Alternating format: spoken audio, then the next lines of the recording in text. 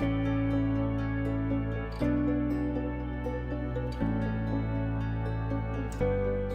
evening, ladies and gentlemen. Government Medical College Trivandrum, founded in 1951 by the first Prime Minister of India, Pandit Jawaharlal Nehru, is one of the oldest and most prestigious medical colleges in Kerala. Under its common roof comes numerous institutions like Regional Institute of Ophthalmology, Sri Avittam Tirunal Hospital for Women and Child Development Center. The first batch of students joined in August 1951. Over the years, the campus witnessed the transformation of numerous naive teenagers to elite clinicians. On the 3rd of September 2012, this group of 200 students commenced their medical education as the 62nd batch of our college.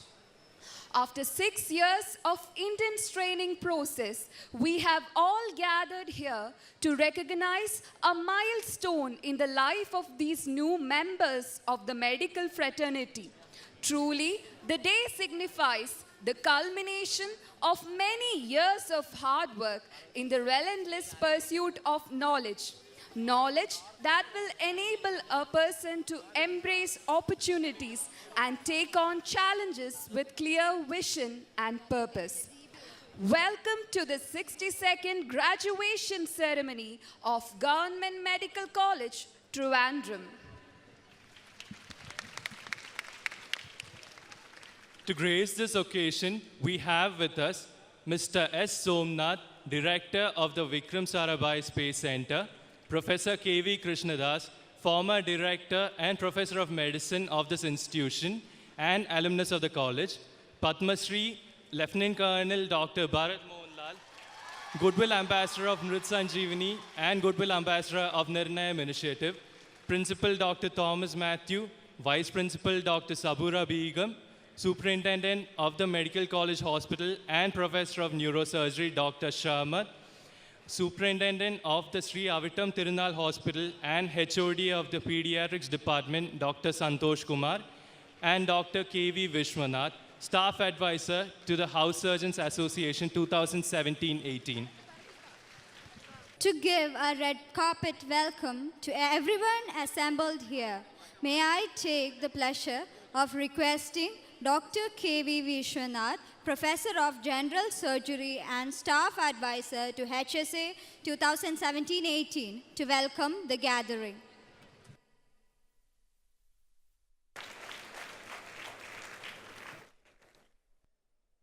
Distinguished guests,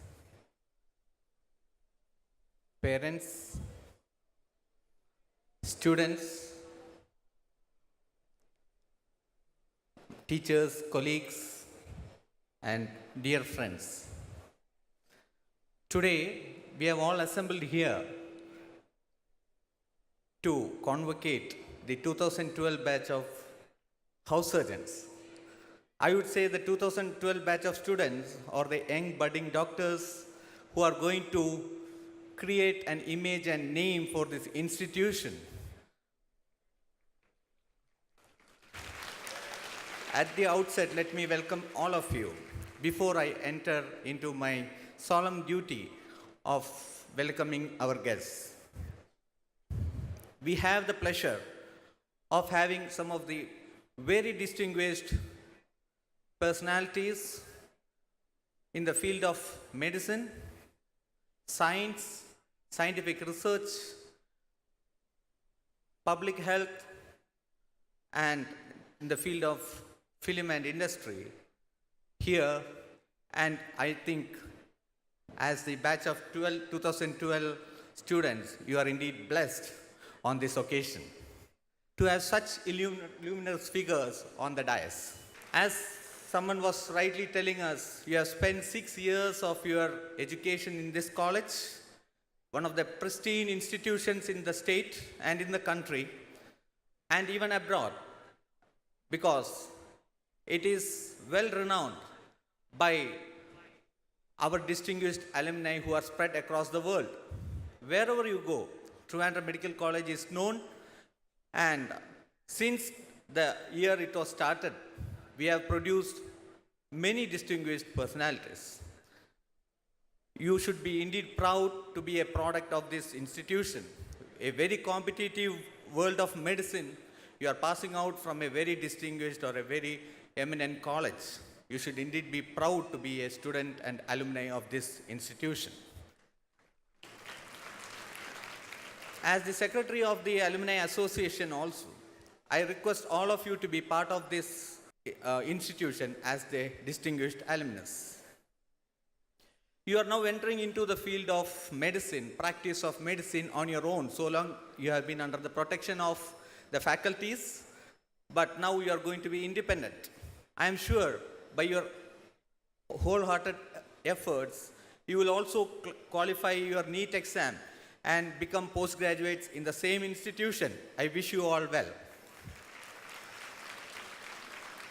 With these few words, and I start by addressing you as doctors. With these few words, let me enter into my solemn duty of welcoming our chief guests. Sri Somnath, Director of VSSC, Trivandrum, who is welcome you, sir, who is an expert in the field of space science. He is a reputed scientist with expertise in rocket science and space exploration, including launch vehicle engineering and pyrotechnics. He is a graduate from TKM College of Engineering, Kollam. He graduated in mechanical engineering and went to IIS Bangalore to get his master's in aeroscience. He is a gold medal winner from IIS Bangalore, and he joined VSSC in 1985. He was the team leader for PSLV 1 and 2 and took over as the director of LPSC Valiamala in 2015. He worked there until January 2018, when he was elevated to the post of Director, Vikram Sarabhai Space Center. He is an eminent person with a lot of research papers, and he has got so many excellence awards in his field of aeroscience. I welcome you, sir, for this meeting.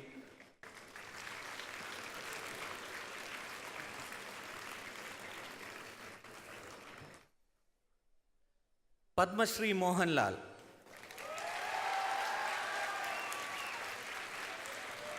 An actor of international repute, with his debut in 1980 through Manjil Virinja Pookal. Who will forget his roles in so many films that he has acted right from his debut? And even last week, I was watching Nadodi Kaata. It's such a lovely movie that every generation will love to watch. So, his illustrious career spreads over 4 decades. He is the recipient of many national and state awards, and he has been honored Padma Shri by Government of India. He is the only actor, in fact, to be awarded with the honorary title of Lieutenant Colonel.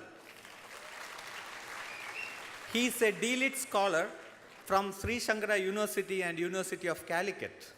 These are his academic achievements and performance achievements, which I think no one in this can match. I welcome you, sir, for this occasion.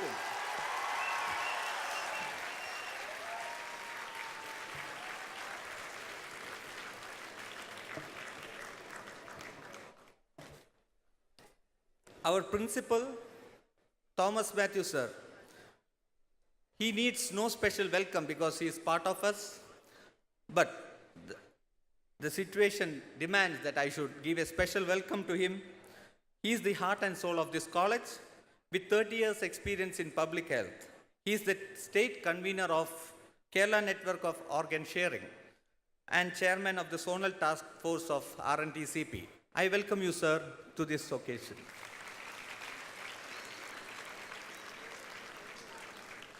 I would also like to add on to Sri Padma Shri Mohanlal's role with medicine. He is the brand ambassador for Mrita Sanjeevani, or organ donation.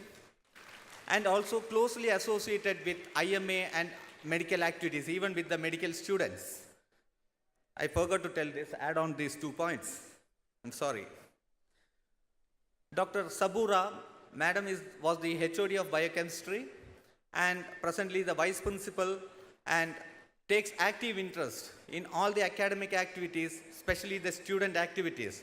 I'm sure all of you would have met so many times with your requests regarding hostels and other facilities for which Madam has been ever obliging. It's indeed, I'm really happy that Madam has come over today and is the only lady on the dais. Let us welcome her too.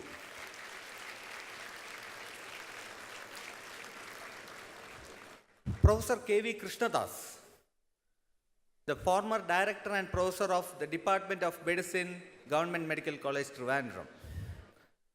He is a regular visitor to his college even after his retirement, and every day he takes his walk around this institution, and that is his greatest exercise. It's just not to get his body fit, but also to see so many students and also the memories of this college. There are too much of them to describe. He had more than 30 years of service in this institution and was the professor and head of the department for 13 years. He has held the post of President of Indian Society of Hepatology, member of the governing body of All India Institute of Medical Sciences, Council of the National Academy of Medical Sciences, New Delhi, and several other academic bodies. He has more than 300 papers to his credit, and he has published the textbook of medicine. And I was fortunate to read the first book, and that was my textbook for medicine, which gave me gold medal and distinction, incidentally. Thank you, sir, and I welcome you for honoring our request and coming over.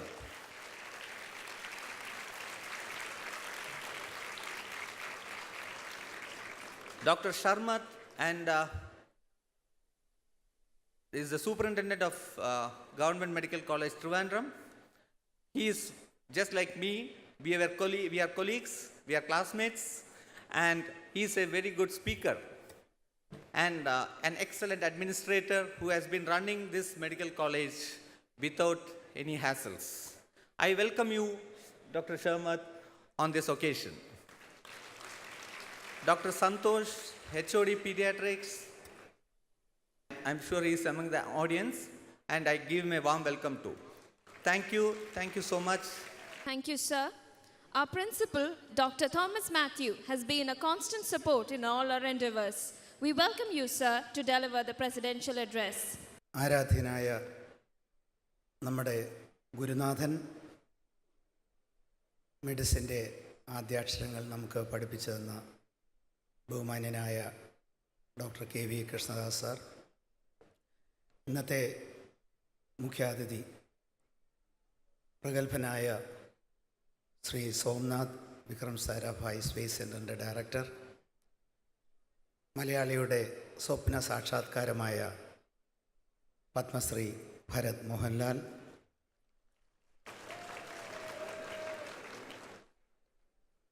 എൻ്റെ സഹപ്രവർത്തകരായ vice principal doctor Saboora Begum, superintendent doctor Sharmath, doctor Santhosh Kumar, സദസ്സിലുള്ള പ്രിയപ്പെട്ട വകുപ്പ് മേധാവികൾ, അധ്യാപക അനധ്യാപക സുഹൃത്തുക്കൾ, ഇന്ന് പൂർണ്ണ സ്വാതന്ത്ര്യത്തോടെ ഈ ക്യാമ്പസിൽ നിന്നും വിട പറയുന്ന പ്രിയപ്പെട്ട വിദ്യാർത്ഥിനികളെ, അവരുടെ മാതാപിതാക്കൾ, സഹോദരി സഹോദരങ്ങളെ, സുഹൃത്തുക്കളെ, ആദ്യമേ തന്നെ ഈ ഒരു ദിവസം സാക്ഷാത്കരിച്ച, ഇന്ന് തങ്ങളുടെ പഠനവും പ്രവൃത്തി പരിചയവും പൂർത്തിയാക്കി ഈ കോളേജിൽ നിന്നും പൂർണ്ണ സ്വാതന്ത്ര്യവും പൂർണ്ണ വളർച്ചയും പ്രാപിച്ച് പുറത്തിറങ്ങുന്ന എല്ലാ വിദ്യാർത്ഥിനികളെയും ഹൃദയത്തിൻ്റെ ഭാഷയിൽ അഭിനന്ദിച്ചു കൊള്ളട്ടെ. നമ്മുടെ ആരാധ്യനായ vice chancellor MKC Nair sir ഇതുപോലെയുള്ള എല്ലാ ചടങ്ങുകളിലും പറയുന്ന ഒരു കാര്യം ഇവിടെ പറയാൻ ഞാൻ ആഗ്രഹിക്കുന്നു. നന്ദി പറയുവാനുള്ളതാണ് ഈ ചടങ്ങ് എന്നാണ് അദ്ദേഹം പറയുന്നത്. ഒന്നാമതായി ഈശ്വരന്, രണ്ടാമതായി കാണപ്പെട്ട ഈശ്വരന്മാരായ മാതാപിതാക്കൾക്ക്, മൂന്നാമതായി അധ്യാപികമാർക്ക്.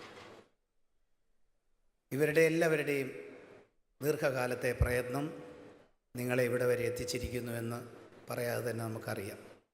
കഴിഞ്ഞ 2012 മുതൽ 18 ഓഗസ്റ്റ് എത്തി നിൽക്കുമ്പോൾ 6 വർഷക്കാലം ഈ ക്യാമ്പസിൻ്റെ ഭാഗമായി എന്നും ഇത് ഞങ്ങളുടെ ക്യാമ്പസ് എന്ന് ഓർമ്മിക്കപ്പെടുന്ന രീതിയിൽ നിങ്ങൾ പുറത്തു പോകുമ്പോൾ കഴിഞ്ഞ 5-6 കൊല്ലക്കാലം ഒരു ദിവസം ശരാശരി 30,000 വരുന്ന ജനങ്ങളുടെ ഇടയിൽ ഒരാളായി, 3,500 വിദ്യാർത്ഥികളിൽ ഒരാളായി നിൽക്കുകയും നടക്കുകയും ഇവിടുത്തെ പ്രവർത്തനങ്ങളിലെല്ലാം ഇടപഴകുകയും ചെയ്ത നിങ്ങളോട് ഈ സ്ഥാപനത്തിന് വേണ്ടിയുള്ള നന്ദിയും ഞാൻ അറിയിക്കട്ടെ. തീർച്ചയായും ഇന്നത്തെ ദിവസം വളരെ ധന്യമായ ദിവസമാണ്.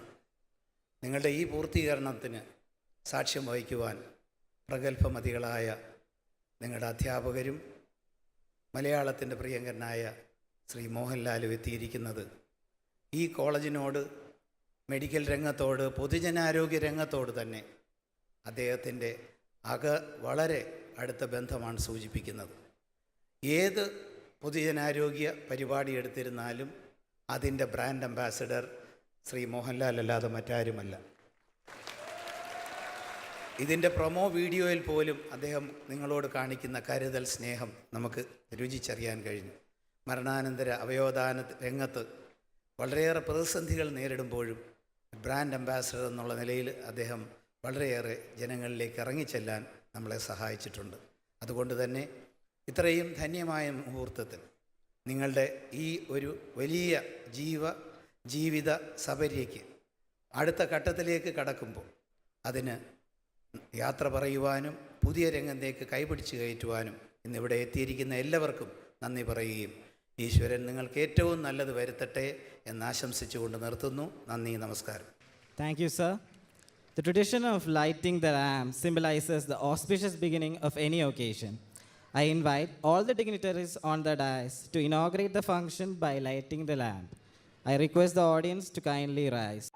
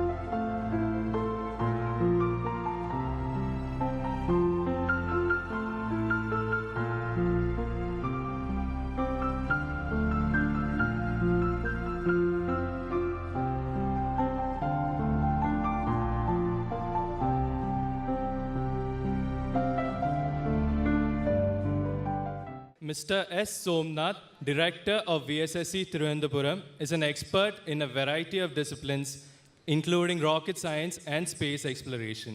He had received his graduate degree in mechanical engineering from TKM College, Kollam, and his master's in aerospace engineering from the Indian Institute of Science, Bangalore, with specialization in dynamics and control. Joining the VSSC in 1985, he was associated with the PSLV project in its early phases, serving as team leader for its first and second developmental flights. In June 2015, he took over as director of the LPSC at Valyamala, serving till January 2018, when he took over as director of the VSSC. He's a recipient of many honors, including gold medal from ISSC Bangalore for his master's program and the Space Gold Medal from the Astronautical Society of India. He is internationally renowned in his field and has published many papers in his field of interest. Sir, it's our pleasure to invite you to deliver the inaugural address. നിങ്ങളുടെ ഏറ്റവും ബഹുമാന്യനായ doctor KV Krishnadas,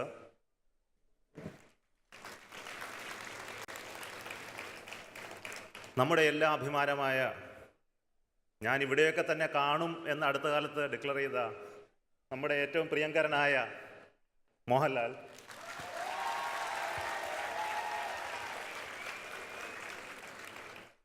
principal and members on the dais, members of the faculty, distinguished guests, degree recipients, especially really charmed by your smile and the youthfulness when I walked in the midst of you. Good afternoon to all of you. Let me offer you a special greetings for the batch of 2012 who are receiving their degrees today. Congratulations. This is your day. What a momentous and memorable occasion it is. And it's my proud privilege to be in your midst today during this graduation day celebrations and to share this important day of your careers. And this is a day of great hope. And the world opens ahead of you, and when you re-enter it with great aspirations than when you came in. And award of a degree is a celebration of all your stories, a recognition of your journey that each one of you has walked to be here, and a celebration of the sacrifices, the tears, the accomplishments, the disappointments, the friendships, and the camaraderie. And it's a recognition of the support of the family and friends and many teachers you have had along the way. And for the faculty and the institution as a whole, it is the culmination of their effort in producing skilled doctors for addressing the demand of India in the healthcare sector. And as already mentioned, this is the day of Thanksgiving. You graduates should look upon your parents for your blessings today, because they are the reasons for you to be here. And their prayers go a long way in shaping what you will become tomorrow. Often one asks a successful person about the turning points in their life, and many a times a teacher is involved with it.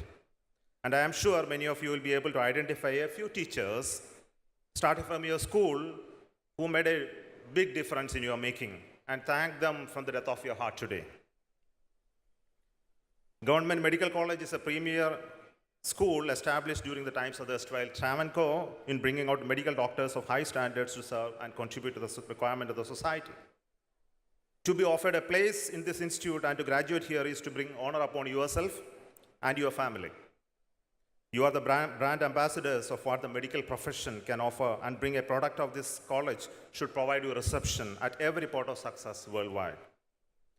You are now entering into a new phase of your life, a life full of formidable challenges, which you will be able to face by virtue of the knowledge that you acquired during your stay in this premier institute. Your success, both personal and professional, is determined by a few attributes, which I would like to list now. First and foremost is passion, and it is your ability to completely dedicate to what you do, and the commitment to lead from the front 24 hours a day, 7 days a week in adverse conditions. And excellence is a set of standards of professional integrity and performance. Determination is that you may fail many a times, but never lose the spirit, and focus to see the big picture and not distracted by small things. Learnability to be a student all through your life, and above all, humility, honesty, and integrity. In fact, I was wondering why I am invited to this graduation ceremony. I am a space scientist and at a convocation of medical college. And we come here only to be either on the table or to be a part of the convocation. You decide. But this is a place where I wanted to be once. And after my 10th school, and in fact, I secured the highest mark in biology in the state at that time. And I wanted to pursue a medical profession. And I learned a bit of dissection of the cockroaches and earthworms prior to joining a pre-degree course. But due to the compulsion of my father, I had to opt for mathematics. But however, I have no regrets, and the passion that I found out in what I do today, in a very, very exciting profession, and that passion is that of space technology. And it is a passion and the commitment that makes the space technology work here. Space always fascinated human beings, and to expand and reach the frontiers of the universe has always been human beings' dream, and he thus conquered the skies and the space to satisfy that indomitable spirit.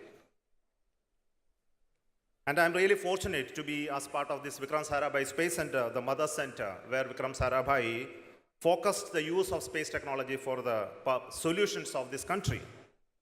Today we build great institutions, great systems there.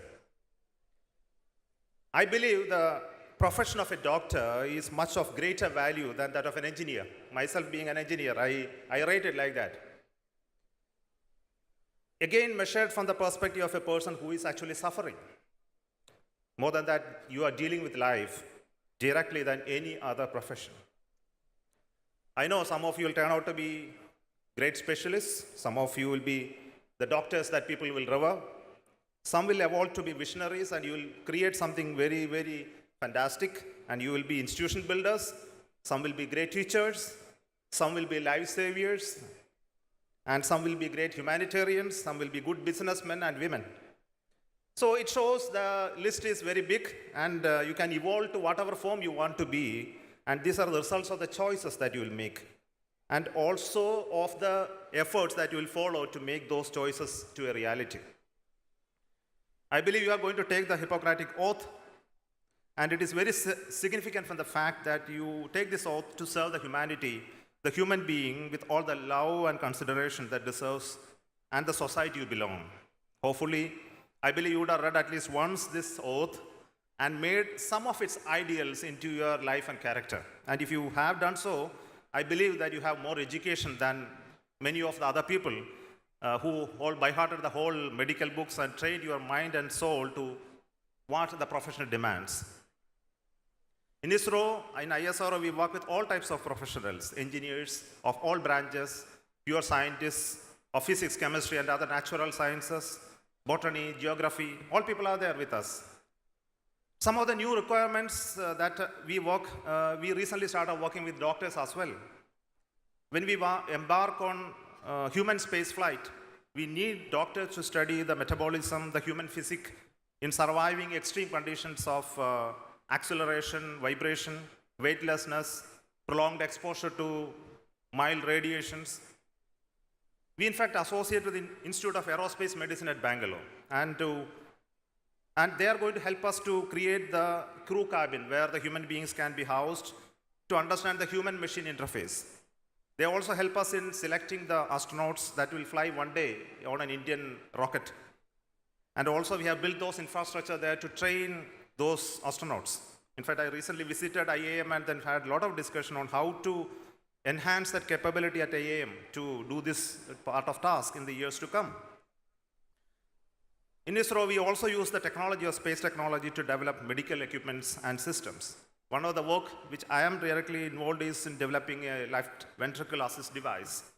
You know, this is installed in your body. It works with a pump, electric motor operated and controlled from outside with a battery. And the engineering that goes in is about the material science and manufacturing and the microelectronics, control, everything. And we work with Dr. Devi Shetty and other people at Bangalore to evaluate this. Another development is about the prosthetic limbs, where if you install on a human being, it will work like a natural limb, actuating through electrohydraulic and electromechanical work and also electronics and control. So we are developing test setups for it now. And the multidisciplinary skill set available with ISRO, we are able to work closely with different people. The development of allopathic medicine stream and the medical practices, we owe so much to the technology growth. The diagnostic instruments available today have some of the complex technologies that we use in space. For example, the MRI and other scan systems, the essential sensory systems there are the one which we use for non-destructive evaluation. I am interacting with some of the people who are working on analysis of stents that we are installing. The structural design of the stent, you know, it has to be expanded with only that type of pressure where it can just stay in the blood vessel without fracturing it. We also understand the material modeling and analysis of aneurysm in the blood vessel and the imminent blood pressure where it can cause a fracture there. At IIT Chennai, when I was a student there, some of the work done by the engineering department was on modeling such behaviors. So some of the medical equipments and materials that came out of extensive research in the field of polymer science, biocompatibility studies, transducers, instrumentation, sensor data analysis, etc. So the growth of medical diagnostics go well in hand with the engineering capabilities as well. In the coming years, much of the technology growth is forecast in the field of engineering, that will make significant changes in your profession. In the advent of technology, the conquest of hunger and disease is almost achieved. In fact, when I make this statement, don't wonder, the people are no longer dying of hunger, are no longer suffering for war. Don't imagine like that. But the extent of this damage has significantly come down. So is the case of diseases. The spread of diseases that kill thousands of people all on a sudden is no longer there. So the technology really has grown. And the span of life of human being has increased substantially. For example, in India, now it is in the 50s plus. Maybe you know better. It used to be 30 or below. So with this growth of technology and knowledge, one of the desires of the human being is to live forever. And the research that is going to happen in the years to come is going to be on extending human life as much as possible. So the technology that helps us is definitely genomics and the engineering of genes, but also technologies in the area of engineering is going to help us, for example, in replacing organs or even your entire body, all on a whole. So I always wonder, while thinking about this possibility, why we should travel to space, why human space flight is required, why don't send robots?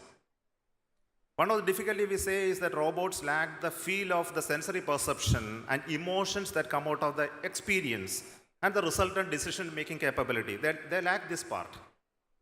Suppose we find a way to merge the external electronic sensors to our nervous system and then receive those signals electrically and then process it within our brain and have the feeling. And also it is possible that your brain activity can be converted as electrical signals and then actuate some systems. So both ways it is possible. If it is ever possible, then it is possible to create a robot where there are sensors, actuators, it is connected to you, and when the robot actually experiences, it will be you who is actually feeling it. So I will extend it a little bit further and say, one day, human being will evolve into a machine where there is only brain and the entire body can be replaced by systems of this nature because they are only actuators and sensors. So human being can live very, very long as your brain lives. From the evolution of the earth, now you know, those who have studied biology, since I am really fan of biology, I have looked at the evolution of earth. One of the interesting thing about that is that you see elements. For example, your blood contains iron. And you see many heavy elements, oxygen, carbon, nitrogen. Anytime you ever wondered where from all this came? And that too in earth in so huge quantities. Today we have an answer because I being a space technologist, I have an answer where from it came. And this answer is made available only last 25 years. Because we have put instruments in space like Hubble Space Telescope, the Kepler, and all such instruments. We have watched the universe and we understood. All these high elements are actually created in supernova explosions. Even today when we are having this graduation ceremony, there are stars colliding, universes, for example, galaxies colliding. Thousands of stars are being destroyed in a frantic way within the universe. Can you ever imagine that? Because in your lifespan, you live just 100 years in this earth and you don't see anything happening. Because whatever is happening are far away from you and those incidents, those information to reach you takes hundreds of years. So if you are lucky, you may see one incident in your life. But doesn't mean that the universe is peaceful like this. It is a chaos in which hundreds of stars are colliding and where you are actually creating these elements. iron, the oxygen, carbon dioxide, and they distribute around the universe. They get collected and that becomes Earth. And that's how you are. So all of you belong to stars. And the elements in your body are coming from a stellar explosion. Now this knowledge has come only because of the space technology. As an engineer, I consider rocket like my baby. And I have seen it taking birth. I have seen it growing with its problems of growth, its emotions. And I have developed a deep sense of understanding of its mechanics and dynamics, like a living form. And I must tell you that rocket got a life, no? It has a life of its own. And while a rocket is flying, we collect data. Thousands of sensors give data, and we plot the curves like your ECG plots. And after years of experience, I am able to find out if there is a small kink in the ECG, I can see there is a problem in the rocket. And we treat ourselves as doctors of the rocket. So I am really happy to be amidst you today when you are all the real doctors for human beings. The medical tradition of India is very old, and it is existent since 2500 BC. And I know today is not an opportunity to compare and contrast some of these traditions. But I seek you as students of all these traditions as well. Find out the opportunity to study and evaluate it for yourself. Today you got an opportunity to graduate from the modern medical science tradition, which is very important to this country. But a good doctor evolves when he respects other traditions and analyzes all approaches scientifically and dispassionately. So today you are going to wear the white coat, whatever coat you wear. Tomorrow, don't forget the path that you have taken. After all, whatever we do, we are dead one day. The inevitable, that please remember always. And always ask this question, what is the purpose of life? You know, all those great kings who declared that I am invincible, they are just buried under the earth. And time is a great leveler. It's a Kala Yavaniga. Till it comes, this life is to be experientially served. It's not as a burden of work, but as an opportunity to create. To reach and understand this state may take quite a bit of time and effort, but it is worth it. A professional life offers you a great opportunity to be creative. Have you any time wondered the driver and conductor of a transport bus, how mundane their work is? It is very boring, but they can also be creative. A driver can be creative by driving the car with less excursion, and a conductor can smile at the passengers, just making their life that day a little more happier. So as a doctor, you have an opportunity to be creative, and you should find out for yourself. You all occupy the upper strata of the knowledge society, and it is vital that you integrate and apply your wisdom in the way that enables your country to evolve to a formidable economy. As the health of individuals that decides the health of the country. I would like to extend all of you very, very best wishes and to take on the task of building. I know you are waiting for our Laletan. Please wait. So I want to congratulate all of you once again and to wish each one of you an exciting, challenging, rewarding journey. Finally, have a great life. Strive to bring the benefits of your learning to the betterment of the society.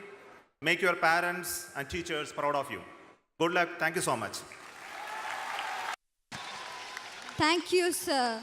As a token of our appreciation, I may request our Principal, Dr. Thomas Matthew, to present a memento to Mr. S. Somnath.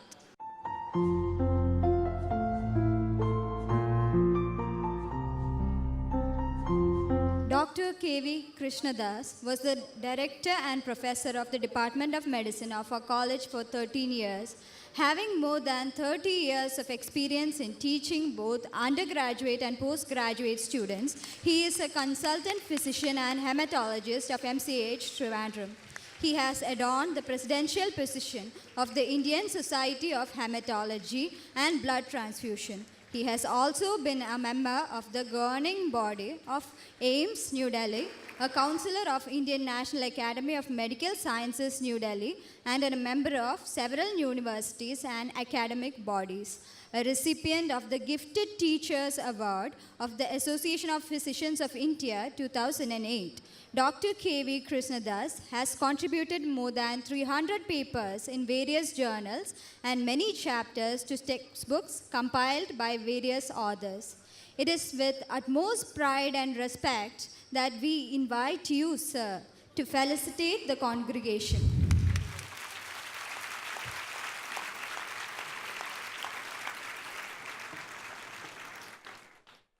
Respected principal, now the director, VSSC Somnath, Padma Shri Mohanlal, the vice principal, staff,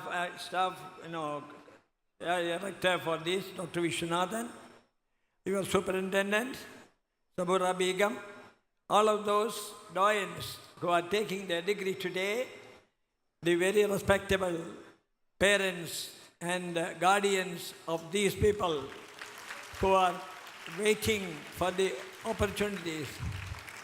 I am extremely happy to come over here because I belong to the first batch of this particular institution. And we were 60 to start with. Finally, we were 40 to get out. All the 20s came later on. But nobody died.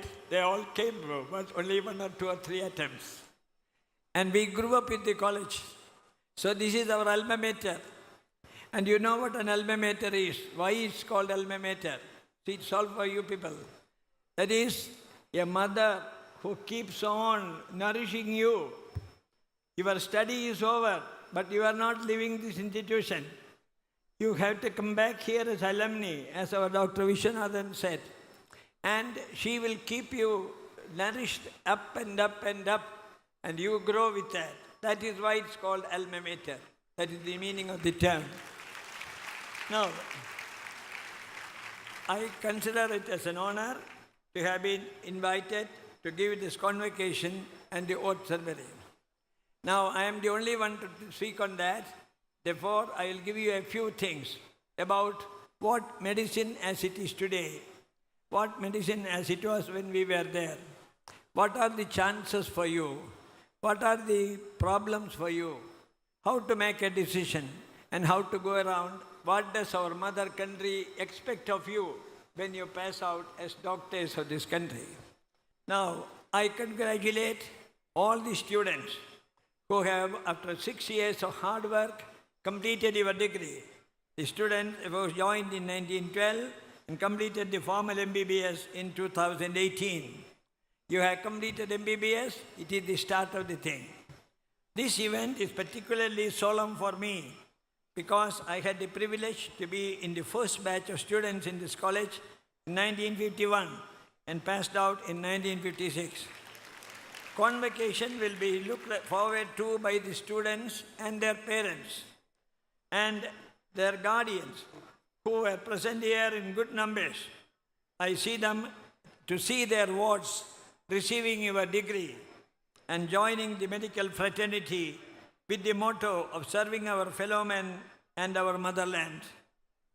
I congratulate the students who have successfully crossed the hurdles, the staff of the college who have been instrumental in shaping you to the present stature, and the parents and guardians who have spent much effort, money, and several sleepless nights on account of their eagerness to see their children through. And today is the day when they have attained that. So I particularly congratulate you for supplying so many of these bright graduates for the service of our country and the service of our fellow beings. The present-day medical student who has not already planned her or his future is at crossroads on qualifying MBBS. MBBS itself is a postgraduate degree, MBBS, and it's a full degree. It's a full qualification which will make you competent to practice anywhere in the world. Don't think that it is such a small thing, a verum MBBS. No, it's not that. You can. So please take it. So it itself is a full-time degree which will enable you to practice in any part of the world. But if you want to do specialization, that's a different matter. So don't think this is what you have got today in your hand is something worthless. It is very much worth it.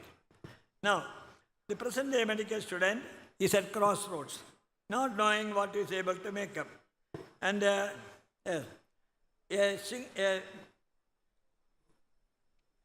they wrongly believe. See, many of them, our own people, believe that migrating to other countries is better without realizing that the chances in India are enormous and it is the duty of every Indian to serve his mother country and his own people first, then you can do others.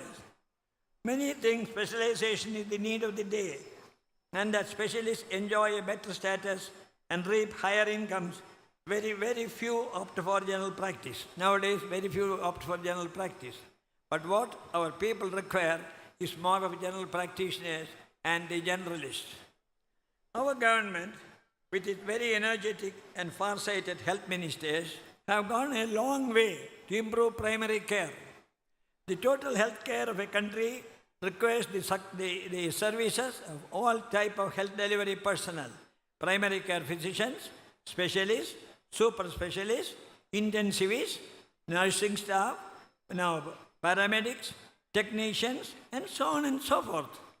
All the categories are required to give effective and total medical care to any population. All these categories are equally important, but the leader is always the doctor. Now, the unfortunate situation that you are seen as a second-class doctor, if you are actually having only MBBS, is a myth. Actually, it's because you yourself think like that. And the people also think like that. People want to go to specialists because they think they will get better care. But for getting the proper care, first the primary care physician, he directs it, and then he sends the appropriate specialist. That's always better in a health delivery team. The distribution of medical manpower in India. Compared to developed countries, the number of doctors and other paramedical staff are woefully inadequate in relation to the population. Large stretches of this country have no modern medical doctor at all. Some of them depend upon practitioners of other systems of medicine. Many of them are served only by quacks and other self-styled doctors. So you see the country with vast areas without doctors. There are so many places where you can go and settle yourself and be kings of that places, be the friend, philosopher, or guide of that population, and make your own, future with service to that population. Now, the country wants all of you to serve her population, be it in governmental service, corporate institutions, charitable institutions, solo or group practices. So many openings for you. The scope for establishing practice in our villages and towns is large.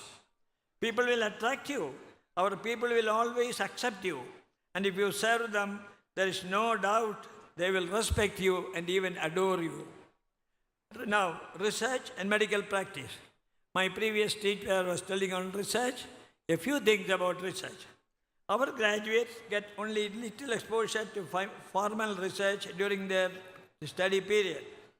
Even now, people coming to a doctor, every patient that comes to you is a different patient because the same, they are genetically different, immunologically different, mentally different, socially different, everywhere different. So if you see 10 cases of peptic ulcer, there are 10 different characters. Every new patient coming to a doctor is a new experience for the doctor, and no two patients are alike. This makes the doctor a student throughout his professional career, and even afterwards. So a doctor is throughout the career a student. That is why people who are 80, who are 89, till their life is over, something they're still practicing because they get some benefit or some stimulus to do because they get intellectual satisfaction. Not monetary alone. Monetary everybody will make, but the intellectual satisfaction you are going to get is enormous. Proper. See, then how do you start your research? Proper recording of cases which you see and treat. Follow-up and ultimate outcome all ought to be systematically recorded and updated in order to study a patient's illness from start to finish. Now, in all developed countries, the system of electronic record keeping designed in an approved format is followed. This ensures proper recording, easy retrievability, and facility for cross-discussion with other specialists and research colleagues more easily and accurately. Maintenance of reliable data and publications in medical journals, which are innumerable, dedicated to broad specialties such as medicine, surgery, obstetrics, gynecology, or to more focused areas as specific diseases such as diabetes, parasitic diseases, immunological, etc. You can choose your journal. In the matter of research, which is an essential component of the doctor's work and progress, the dictum is publish or perish. So from today onwards, or till you must start recording. First thing of it is data collection. So record whatever you do. In the evening when you got 10 minutes, record what you have all seen and how you have all done. That is the record. That is the starting point of your research. You don't require very big institution or sophisticated machinery, etc. for doing that type of research. And epidemiological research is the most important. Your principal himself will say, being an epidemiologist, that epidemiological research is the most important, most cost-effective, most useful. And that is where you should start from the very day of your first practice itself. Now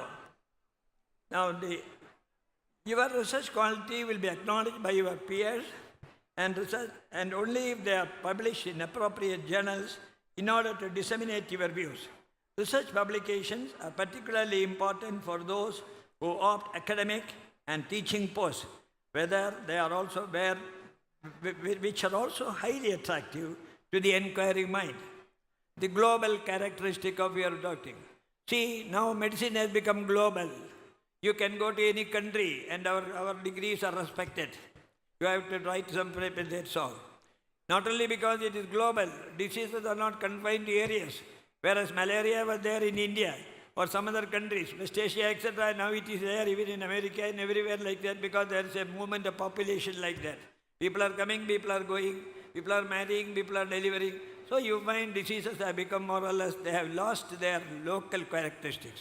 Diseases themselves have become global. Now, diseases are no longer confined to particular areas of the globe since large-scale movement of peoples, rapid travel, and migration of populations disseminate diseases rapidly unless careful measures are taken. Improper and unhealthy lifestyles. See, mainly now, what about the modern diseases? You find the so-called lifestyle diseases. The concept of global burden of disease. See, I am now what is trying to do is, what he has studied should not be confined to Trivandrum Medical College or the Kerala Medical Colleges or Indian Medical Colleges. It has become global. I am going to give you a few examples how it has become global. The concept of global burden of disease.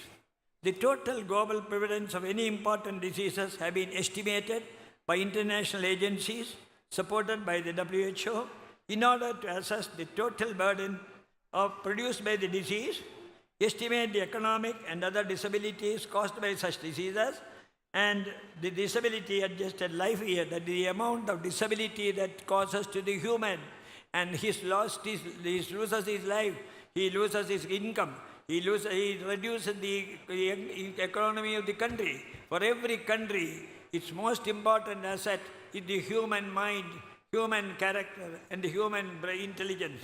So if that is lost, the country loses. And that has happened to our country. Now, and devise methods to limit or even eliminate such diseases.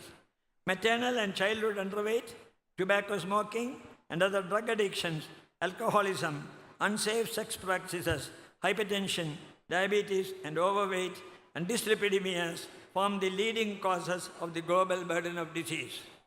In many areas, malnutrition, want of safe drinking water, poor sanitation, and air pollution by smoking, automobile exhaust, and burning of biofuels top the list.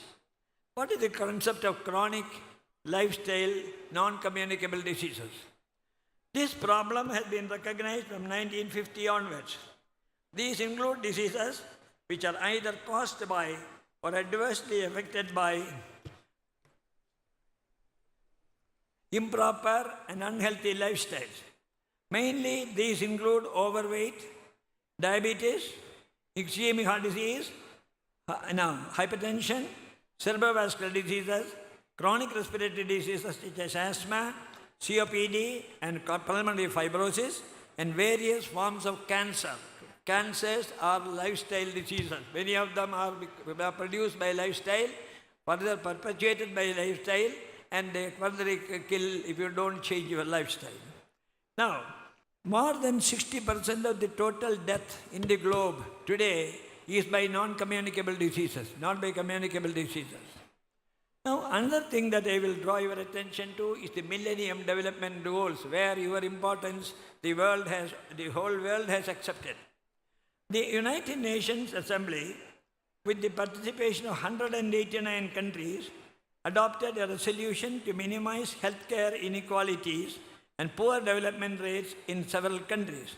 The main purpose of MDG, or the Millennium Development Goals, was to eliminate economic backwardness. Health of the population was identified as one of the most important components in order to establish economic stability. Reduction of childhood mortality and reduction of maternal mortality have been taken up as the initial, more important steps to improve overall development of any nation. This has made the doctor's role one of the most important in national progress. That's what you are. Now, the growth, now there are a few other aspects also, which also you should think of. The growth and development of modern medicine can be divided into 3 stages now. One, first era is the one of orthodox medicine, oriented to material concepts such as body parts, drugs, surgery, radiation, laboratory investigation, the material things we are all seeing. Era 2 is the stage which happened about 50 years ago onwards, where philosophers also taught that man has got a mind. You are not taking care of the mind. You say there's a case of mitral stenosis, or there's a case of breast cancer. You are not telling that a man with breast cancer is there or something like that, or a woman is having with mitral stenosis. You are even only telling about the case. That is the first era.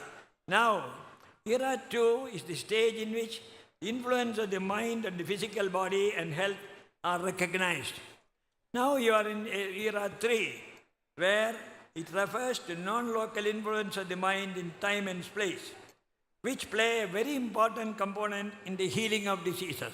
Mind plays a great role in the healing of diseases. A doctor who does just doctoring, fine. If he does something for his mind also, excellent. And if he does something for his mind and also the patient's relatives, very much excellent, top. So this is how now we classify the doctors. Be careful. Now, doctors can make diagnosis, suggest treatment, administer the remedies in the form of drugs, surgical and other physical procedures, sophisticated modalities such as ultrasound, irradiation, X-rays, isotopes, and the like. These only aid the healing. Healing is by the natural process only, because only the body can heal. You cannot heal it. You can only help the healing. But you can do nowadays, you can transplant and give another organ. So there's a slight, no, if you ask, can you not do that? It's fine, but that's only rare. But otherwise, healing occurs by natural processes. Now, no treatment is 100% effective. No treatment is 100% safe. All modalities of treatment are accompanied by adverse reactions, even resulting in mortality, which in modern times have been greatly reduced, taken care of by modern technology and corrective action. So your sword is double-edged. It can cut, can also kill. can save, can also destroy. So be careful of that. Medicine is both a science and an art. The art component, in other words, the human attitude and interaction, have taken a back seat with the advent of high technology and state-of-the-art methodologies. See, you often find, many people complain, "Sir, I went for neurosurgery, but I have never seen that man. Only later on I was told that X and Y did it. I never saw him at all. Some boys or somebody were only doing this and that. I don't know whether it is correct or not," they will say. Because the human aspect is not there. Now, all drugs are lethal. See, if you want to name anything that's a poison, describe any drug. Because every drug has got a lethal dose, minimum lethal dose. Then only it is marketed. So, nothing is as potent as killing as drugs are. If you, for example, give a 10 times the dose of sedative, the child dies. Or you give a diazepam injection, 1 or 2 or double the dose, he gets immediately respiratory failure and dies. So the drugs are highly poisonous. Now, all drugs are lethal if administered in sufficient doses. Safe dose, proper diagnosis, close observation, assessment of the physical state of the patient, and instituting remedial measures to allay the therapeutic misadventure. These are the duties of the doctor. That is why here you stand out. Rather than a caterer who gives dosha or something, 4 or 5, doesn't matter. But here you different with them. Because you have to have all these things in your mind and in your expertise. Now, empathy is the process. Now, what about? Doctor's service is unique. It is the service component which makes him specially respected by society at large. The term service applied to doctor is a special definition. There's a society for service society. They have made the definition of what service of the doctor is. It doctor's service, complaining of sharing of one's talent, time, and reassurances with those in need, giving beyond what is required. It is not enough you just give some medicine, the temperature has come down, you have forgotten about it. No. See that he doesn't get back again, he goes home, follows your instruction and do. So give it more than what he really requires. That is service of the doctor. Empathy. What is empathy? Empathy is the process of putting oneself in the position of the patient and his socio-economic situation and offering the patient the appropriate sympathy, love, and consideration in addition to the required management skills. Love is a very, very noble emotion which restores the self-esteem and optimism of the patient. And the statement, "God is love," is most appropriate in the doctor-patient relationship. Now, Bhagavan Satya Sai Baba, one of the globally venerated benefactors of mankind, used to advise his followers, it pays to start life with love.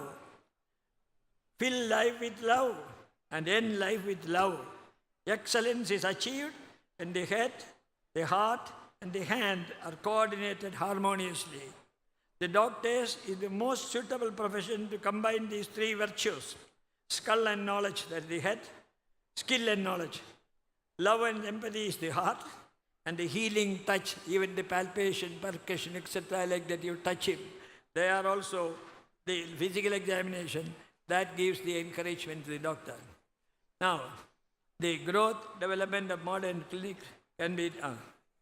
Now, I appeal to you, the young doctors who are joining the medical fraternity, to assess the healing powers of mind along with other skills you have learned from your dedicated teachers.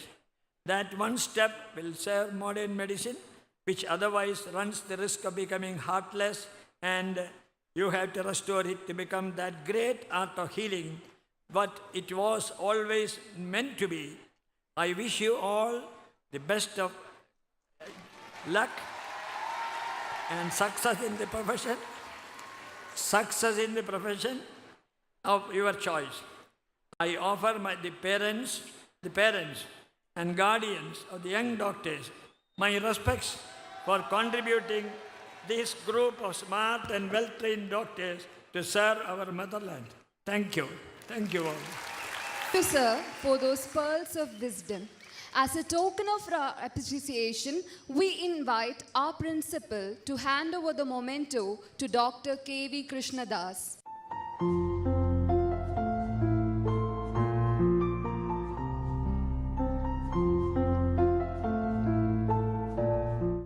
Thank you, sir. Padma Shri Mohanlal, an actor of international fame and recognition, made his big screen debut in the year 1980 through the film Manjal Virinja Pookal.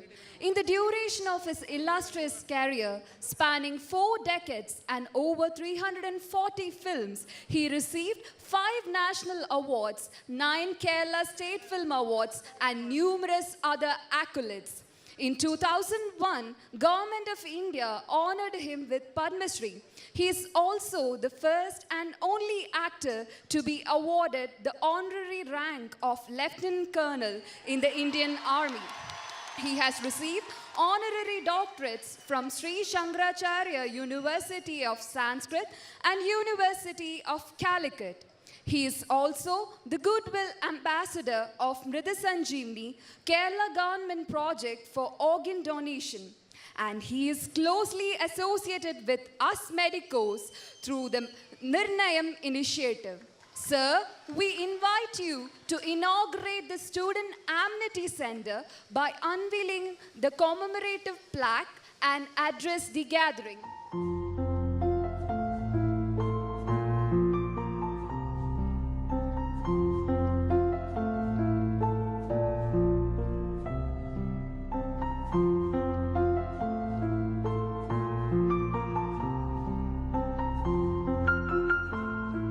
വേദിയിലെ ബഹുമാന്യരായ Shri Somanath sir, director of Vikram Sarabhai space centre, college principal doctor Thomas Mathew, doctor KV Krishnadas, doctor Viswanath, doctor Sabooda, doctor Shamath, മറ്റ് വിശിഷ്ട വ്യക്തികളെ, ആതുര ശുശ്രൂഷയ്ക്കായി സ്വയം സമർപ്പിച്ച യുവപ്രതിഭകളെ, അവരുടെ മാതാപിതാക്കളെ, നിർണയം എന്ന ആശയത്തെ, എന്ന പ്രസ്ഥാനത്തെ മനുഷ്യോപകാരപ്രദമായി നിലനിർത്തുന്ന നല്ല മനസ്സുകളെ, പ്രിയപ്പെട്ടവരെ, എല്ലാവർക്കും സന്തോഷകരമായൊരു സായാഹ്നം നേരുന്നു. ഏറെ ശുദ്ധിയുള്ള, ഉദ്ദേശശുദ്ധിയുള്ള ഇത്തരമൊരു ചടങ്ങിലേക്ക് എന്നെ ക്ഷണിച്ചതിന് നന്ദി. നമ്മുടെ ഈ ഒത്തുകൂടൽ മനുഷ്യരാശിക്ക് വേണ്ടിയാണ് എന്ന് ഞാൻ തിരിച്ചറിയുന്നു. അതുകൊണ്ട് തന്നെ ഇതിനെ ഞാൻ അത്രമേൽ വിലമതിക്കുന്നു. ഞാൻ ഒരുപാട് സിനിമകളിൽ ഡോക്ടറുടെ റോളുകൾ ചെയ്തിട്ടുണ്ട്. എന്നാൽ നിർണയം എന്ന സിനിമ എൻ്റെ അഭിനയ ജീവിതത്തിലെ ഏറെ വ്യത്യസ്തമായ ഒന്നായിരുന്നു.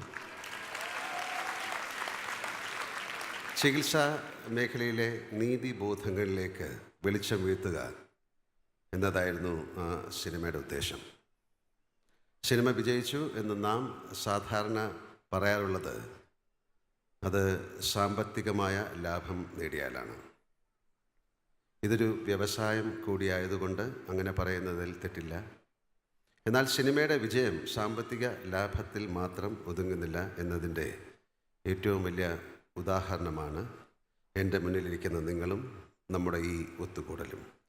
ഒരു കലാസൃഷ്ടിയുടെ നന്മ ഉൾക്കൊണ്ട് അതിൻ്റെ ഉദ്ദേശത്തെ സ്വാംശീകരിച്ച് ചില കൂട്ടായ്മകൾ രൂപപ്പെടുന്നു.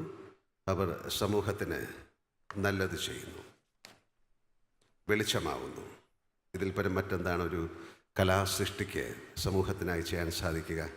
ഈ അർത്ഥത്തിൽ നിർണയം എന്ന സിനിമ എൻ്റെ മറ്റേത് ഹിറ്റ് സിനിമയെക്കാളും സൂപ്പർ ഹിറ്റായ സിനിമയാണ് എന്ന് ഞാൻ വിശ്വസിക്കുന്നു.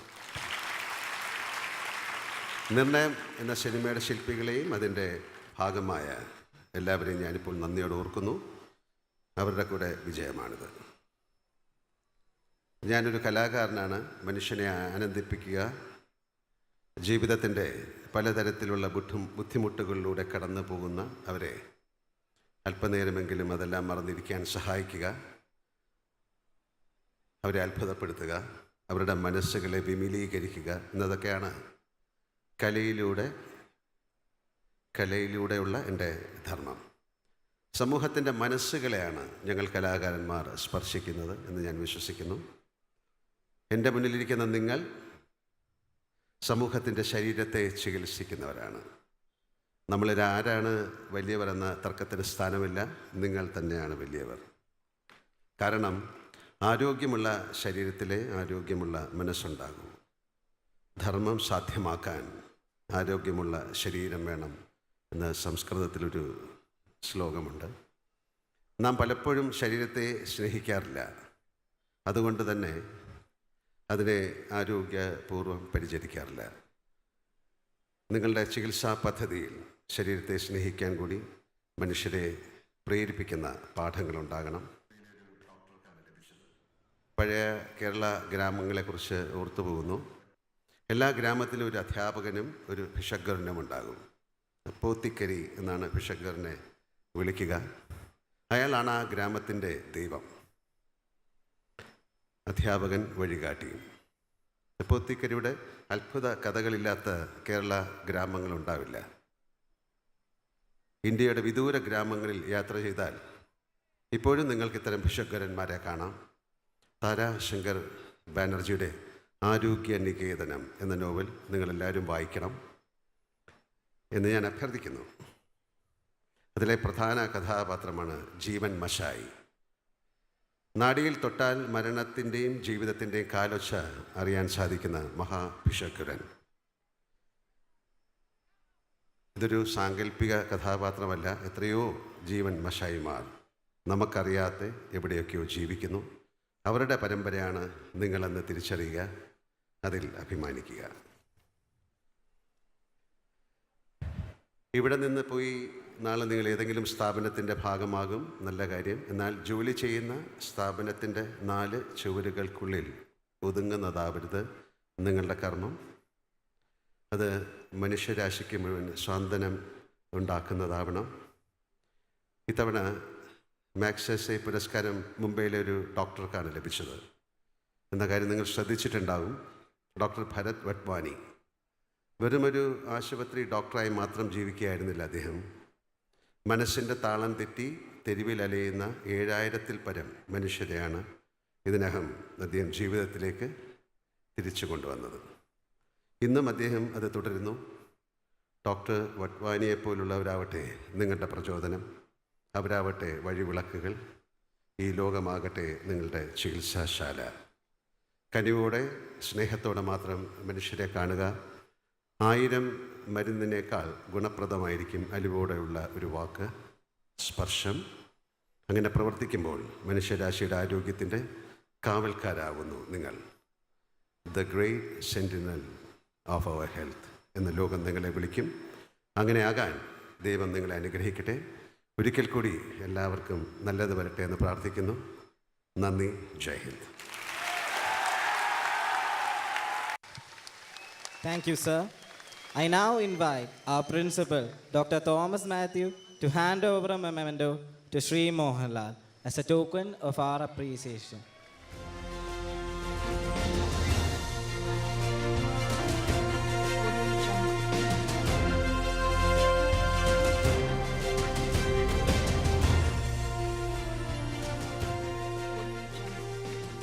The most awaited moment of the evening is now upon us. The fruit of hard work and discipline will finally be reaped.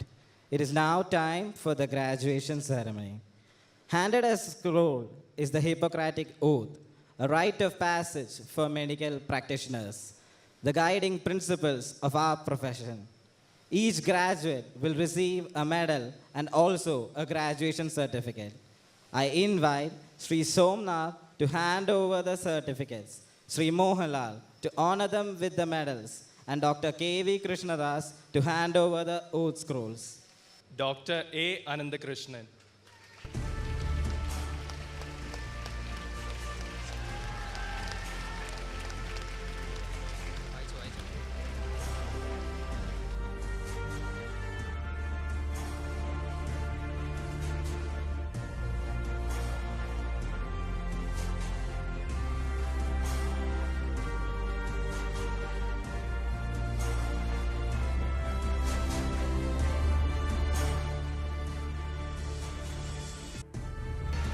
Dr. Aaron Suresh S.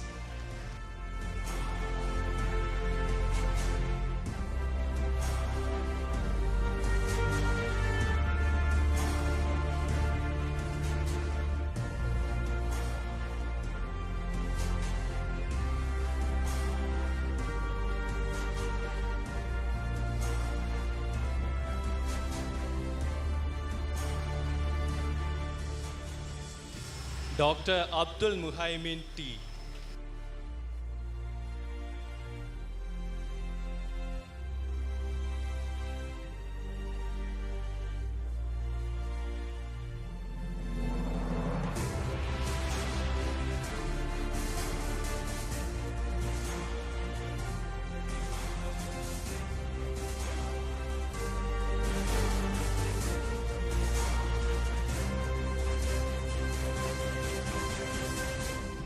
Dr. Abhijit Seneri.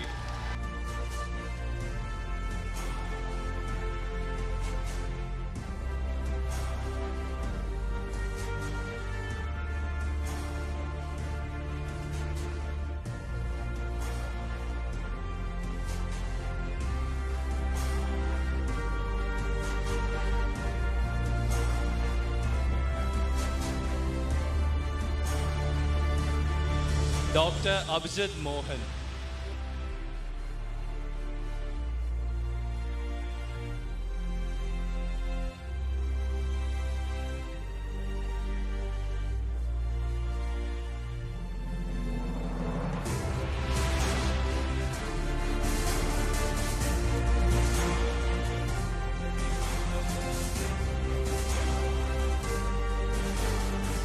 Dr. Abhiram Krishnan.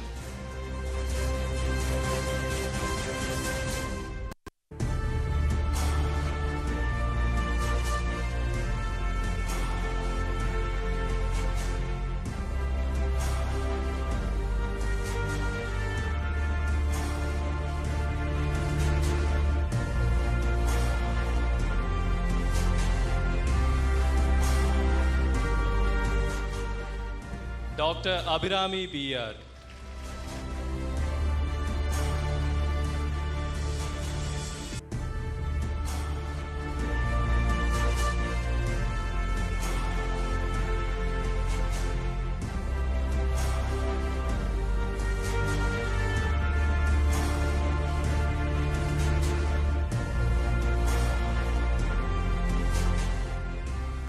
Dr. Abhishek K.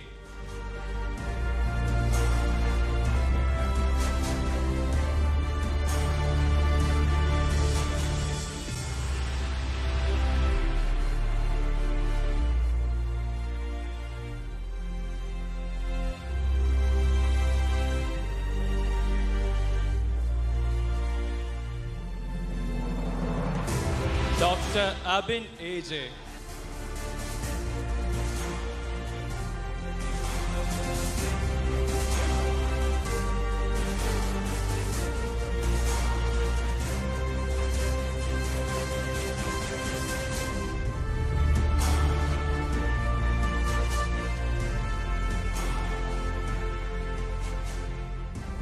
Dr. Aditya Ajit.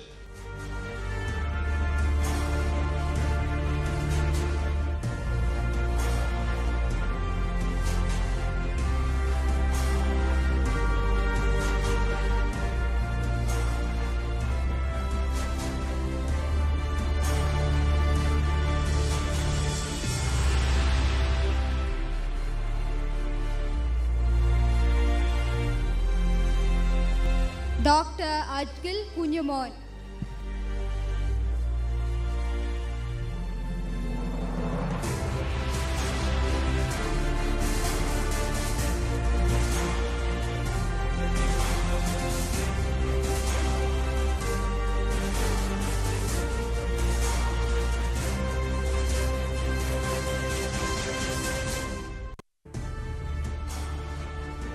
Dr. Agil PR.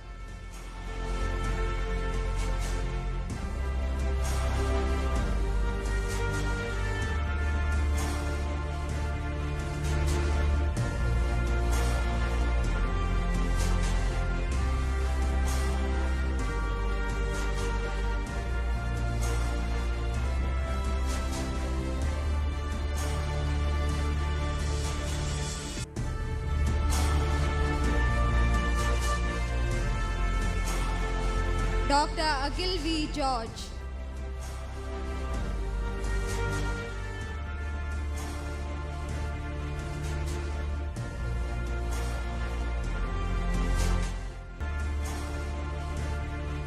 Sri Mohanlal has to go for his shooting immediately.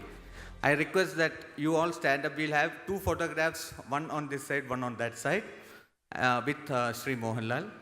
So you must just stand up on that place, and after the photo, we'll continue with the convocation.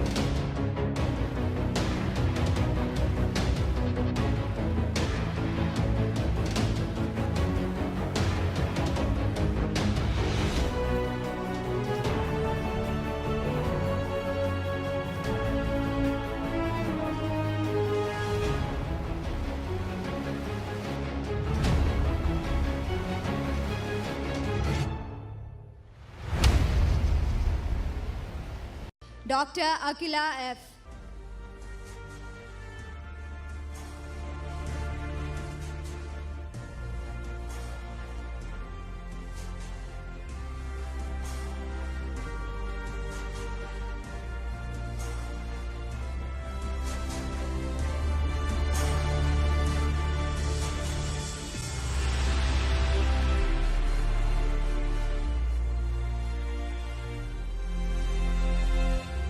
Dr. Akshaya B. Ajish.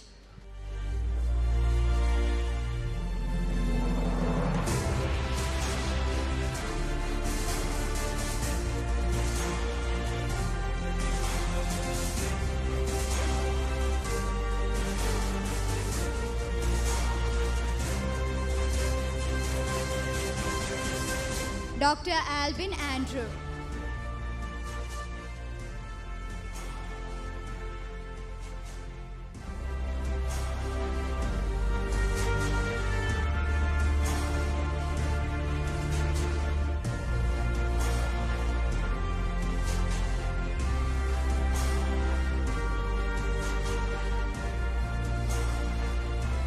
Dr. Alsha Ansari.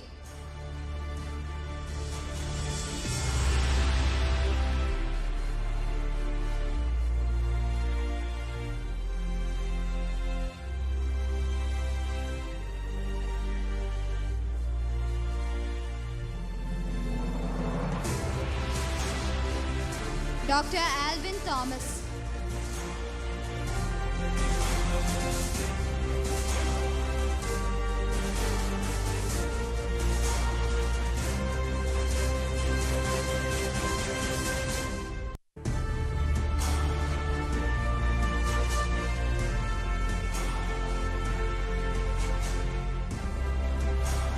Dr. Amina Asruddin Ibrahim.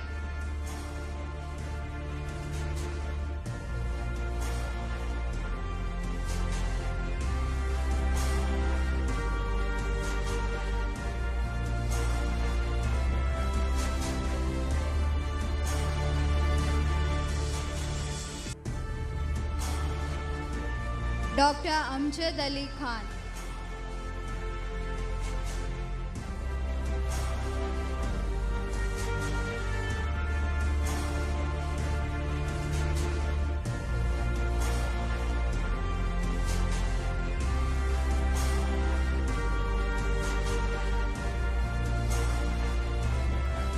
Dr. Amy Matthew.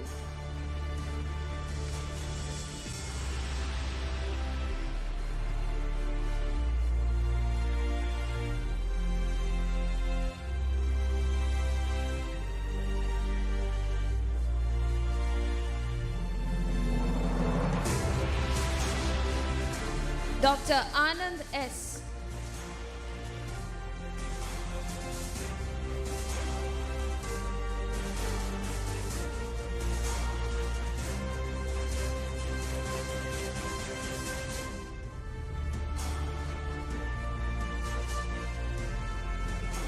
Dr. Anand V.S.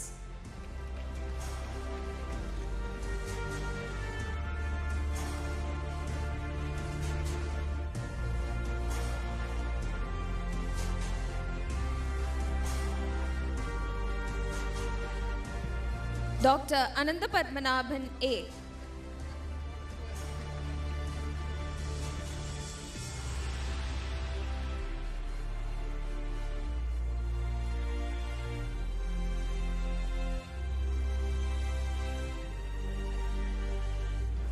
Dr. Ananya S.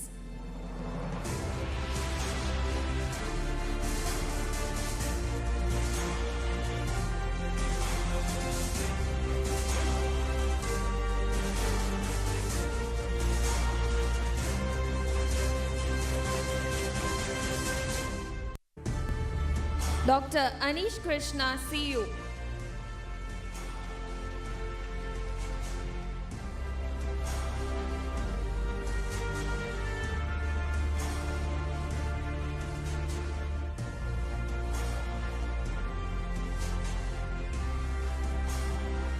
Dr. Anisha A.S.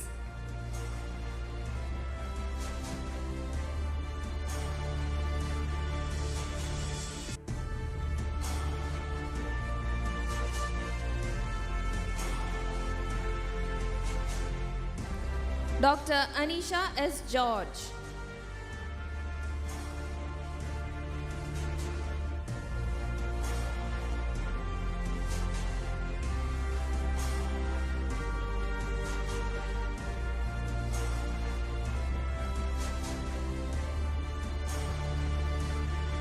Dr. Anjali N.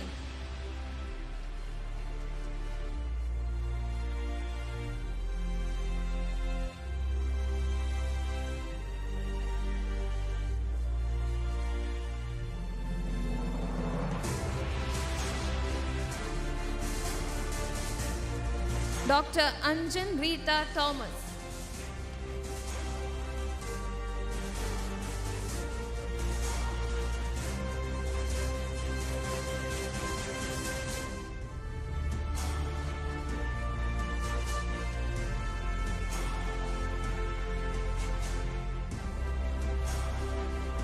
Dr. Anjana S.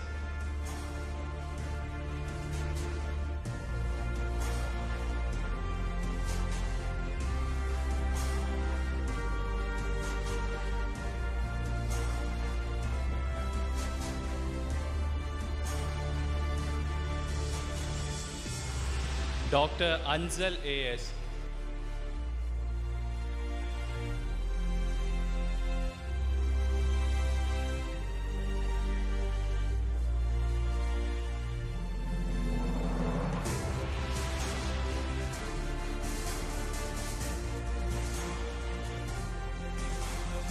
Dr. Aparna A.J.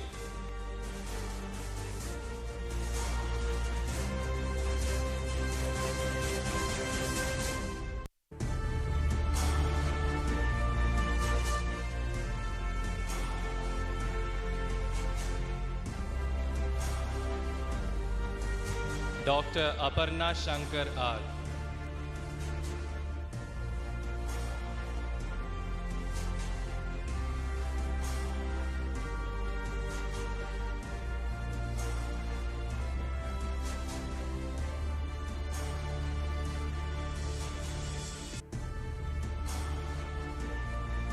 Dr. Arati P.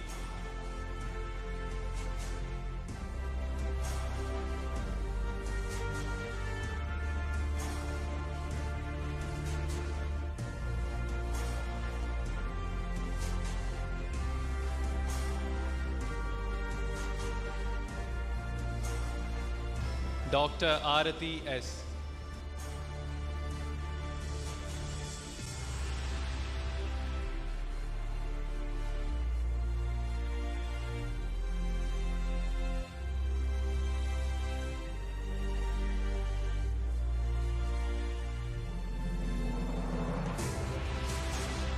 Dr. Arati S.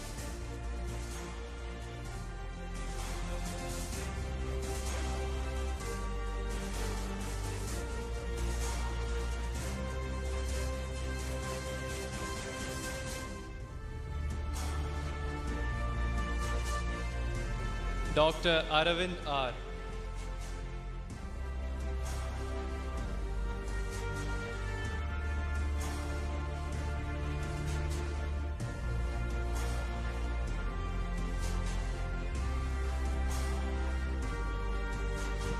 Dr. Archa James.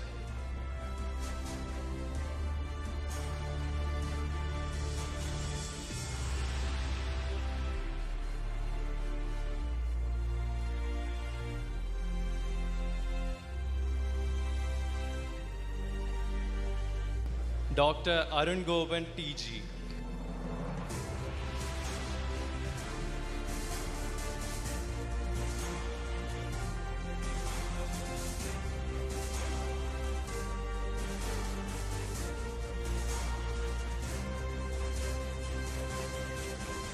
Dr. Arunchand GR.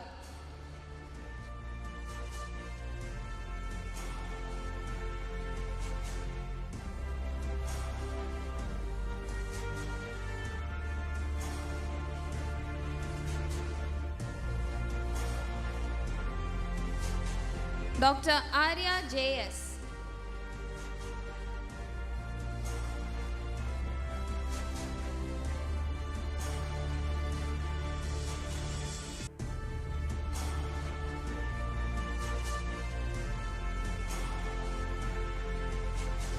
Dr. Asif Rahman A.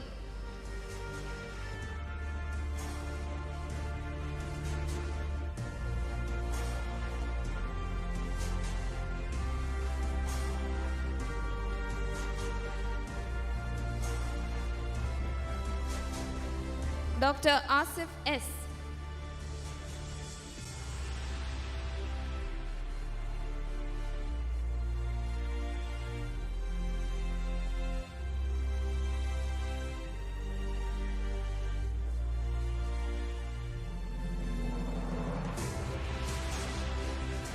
Dr. Asna Muthu P.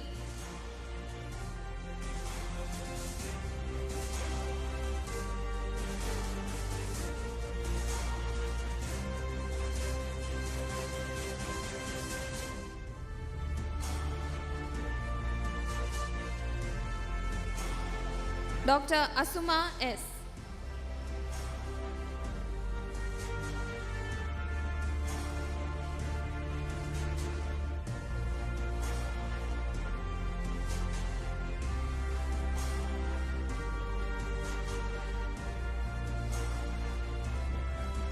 Dr. Ashwati P.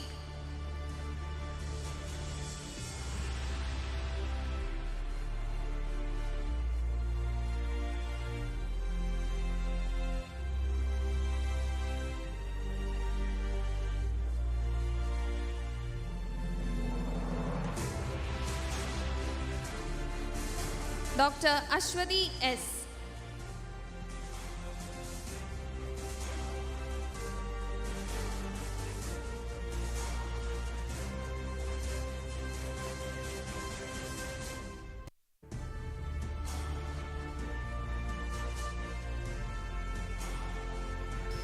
Dr. Ashwati S. Anand.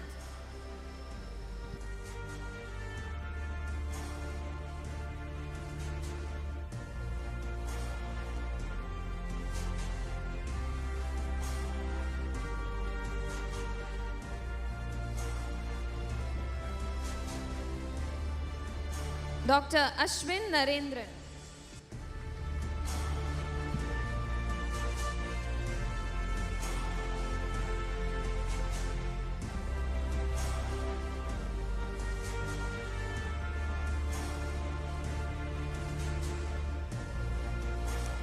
Dr. Atira Rani S.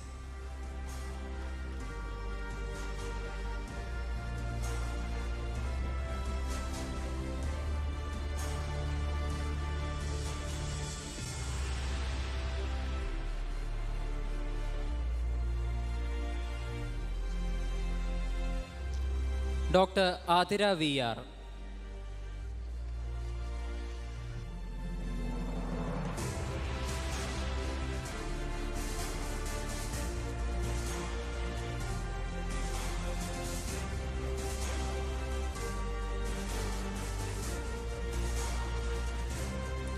Dr. Atul Vyas V.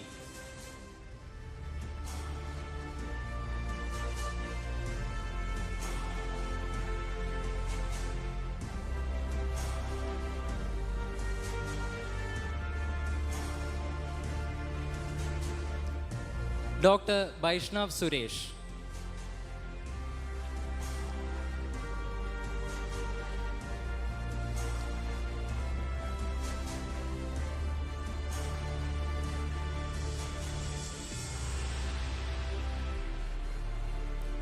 Dr. Balabhaskar H.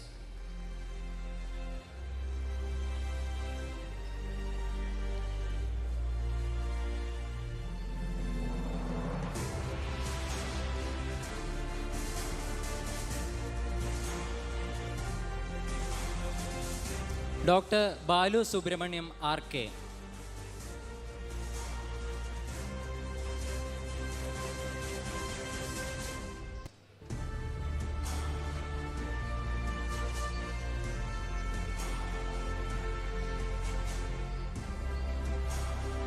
Dr. Bharat Shaji.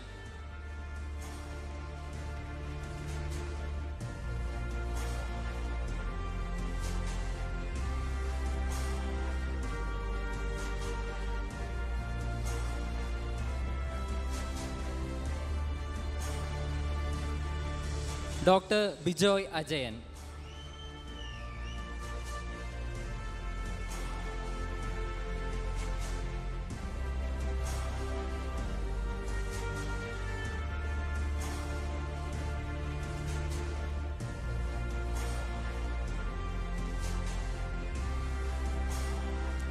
Dr. Bikas Keetedath.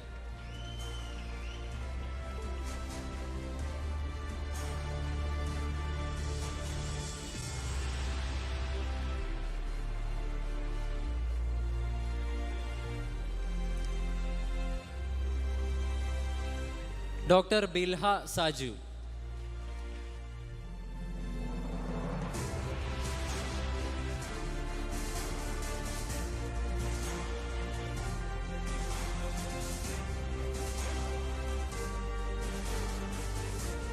Dr. Bivin Joseph.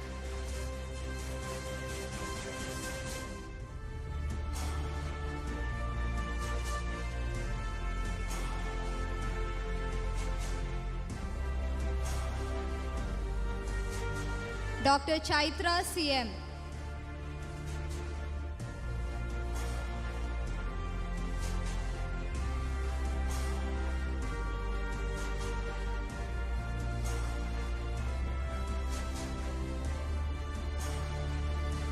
Dr. Chinmaya V.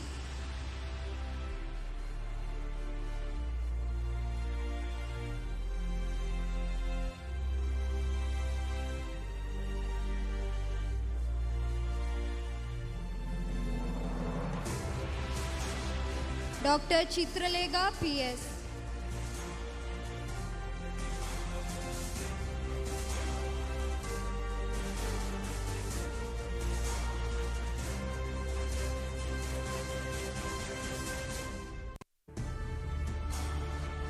Dr. Davis D. George.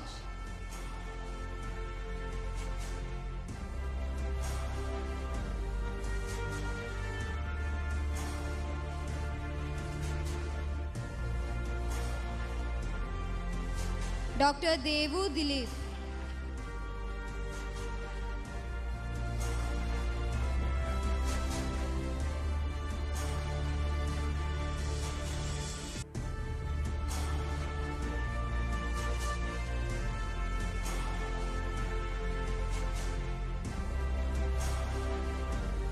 Dr. Danya Danesh.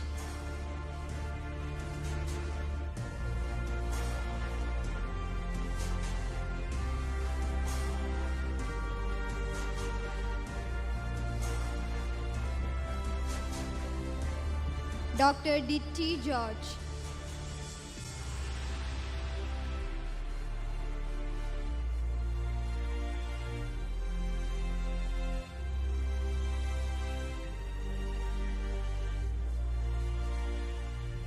Dr. Divyashree R. Babu.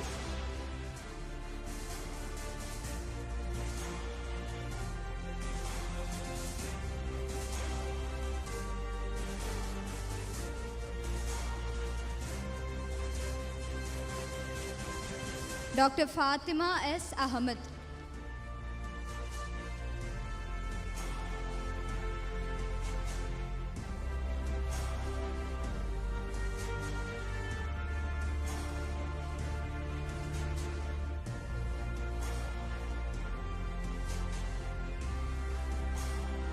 Dr. Fauzia K.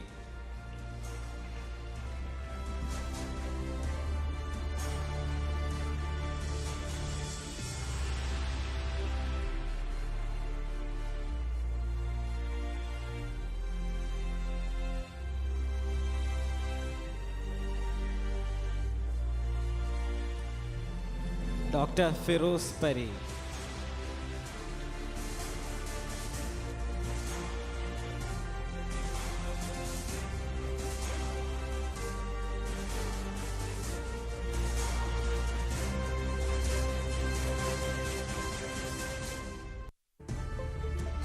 Dr. Ganga J.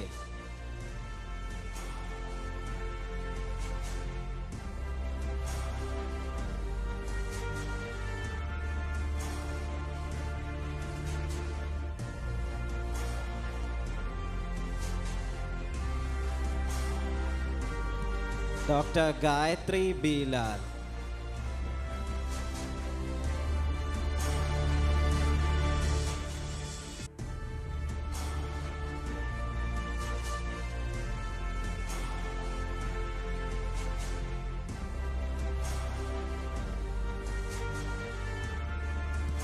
Dr. Gayatri S.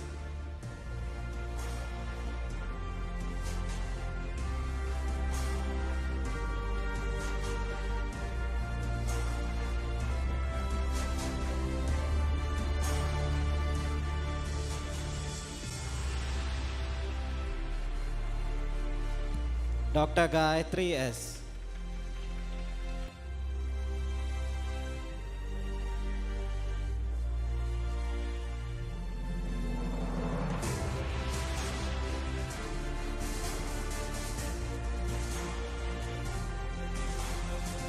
Dr. Gopika Krishnan.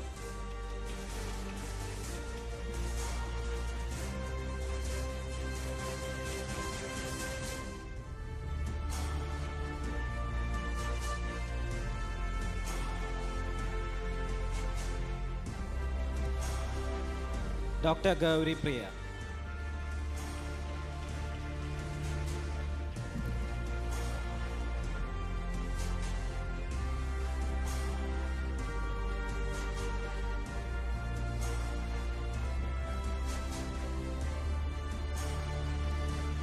Dr. Gautam Krishna S.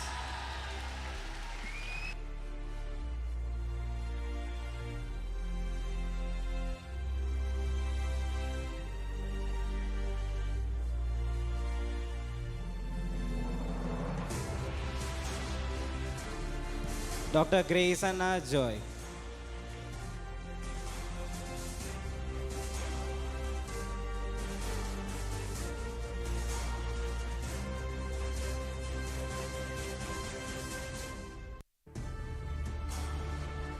Dr. Habi T. Jacob.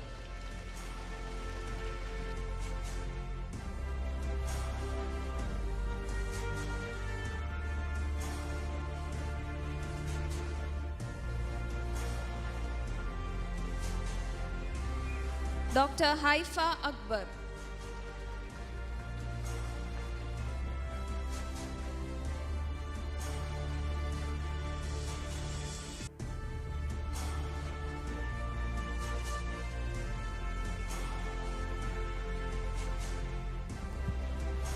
Dr. Harikrishnan S.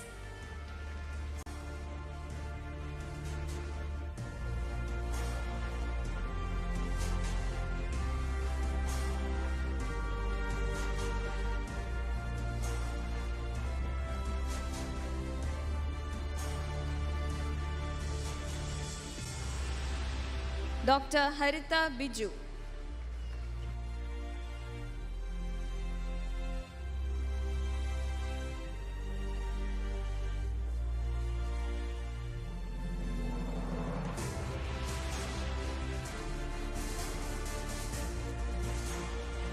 Dr. Haritha H.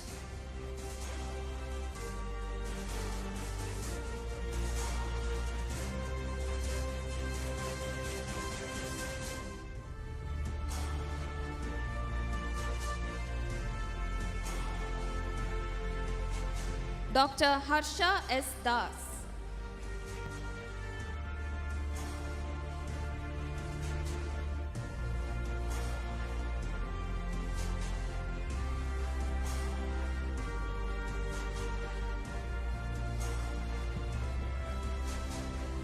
Dr. Hafiz J.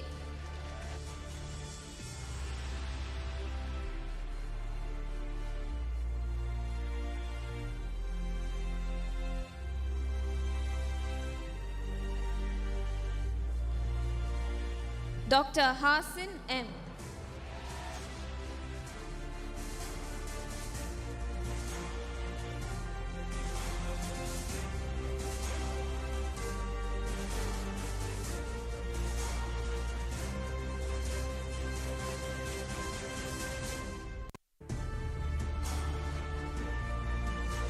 Dr. Hiba A.K.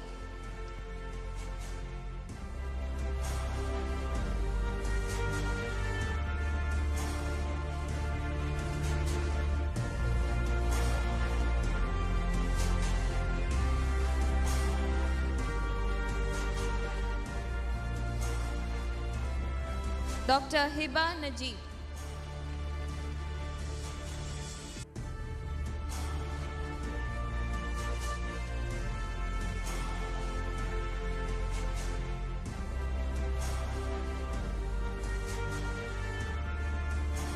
Dr. Hridya R.S.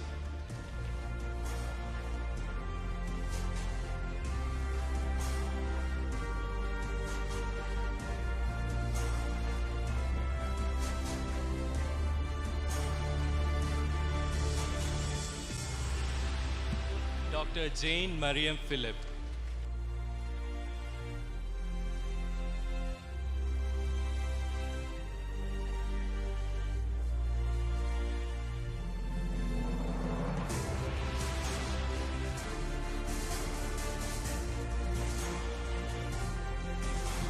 Dr. Jasim A.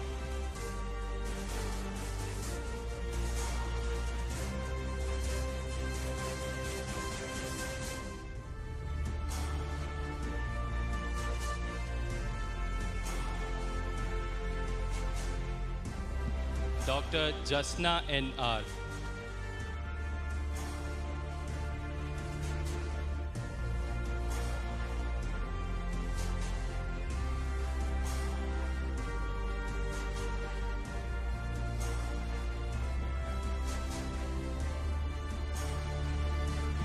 Dr. Jeevan P.S.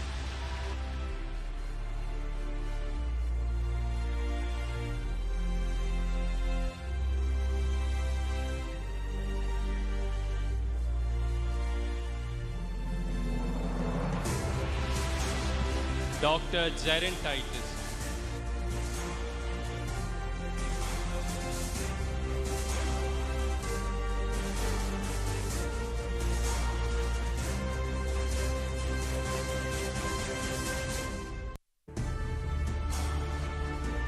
Dr. Jibin James.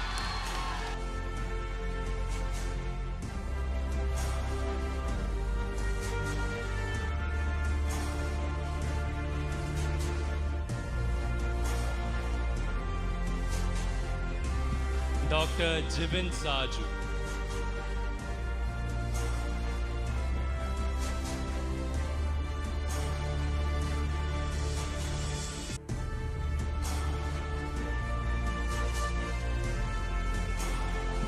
Dr. Jilu Maria Joseph.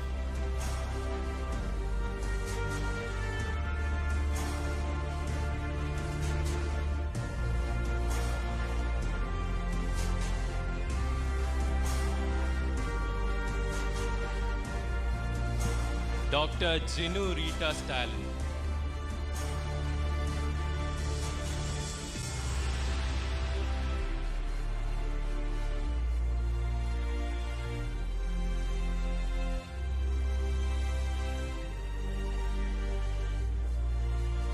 Dr. Jisha P.S.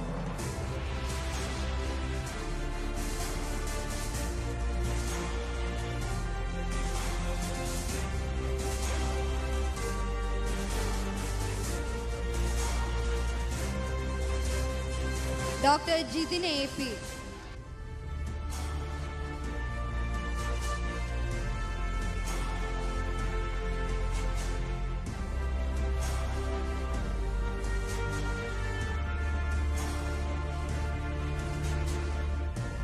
Dr. John Peter.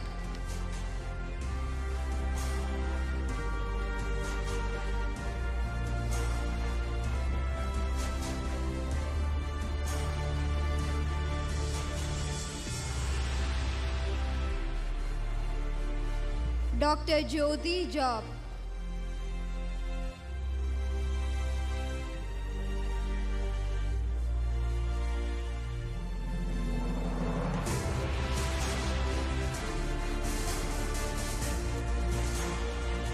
Dr. Jyoti Krishnan.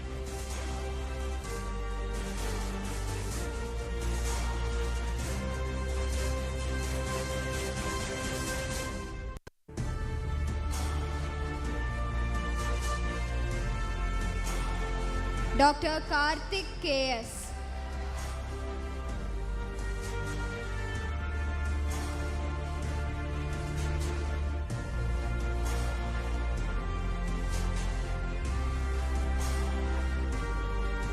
Dr. Kartyayani Prakash.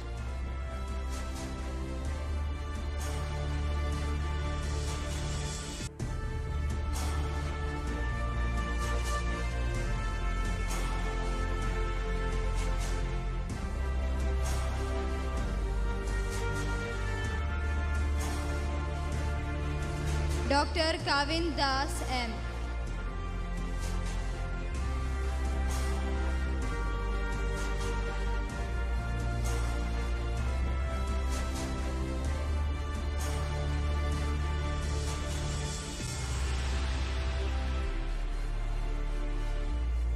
Dr. Karuna Tankam Thomas.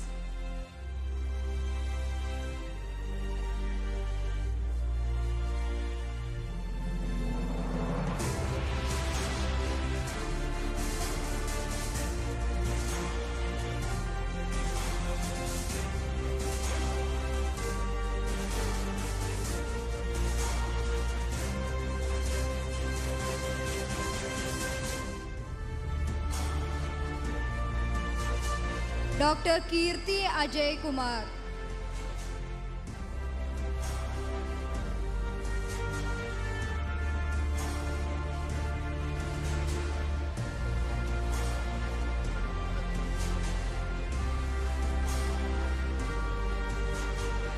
Dr. Kevin Babu.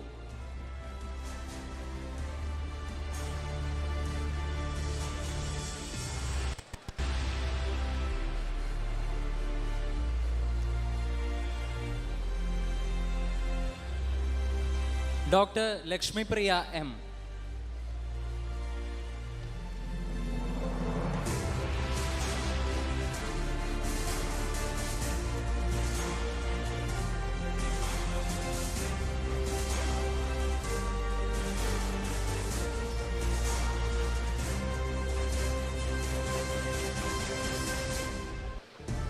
Dr. Lakshmi S.H.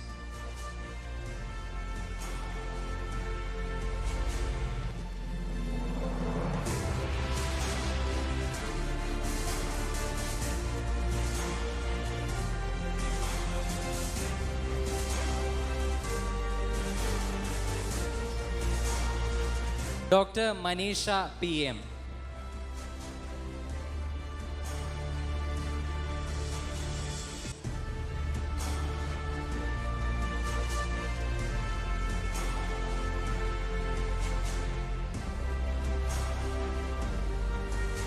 Dr. Manoj P.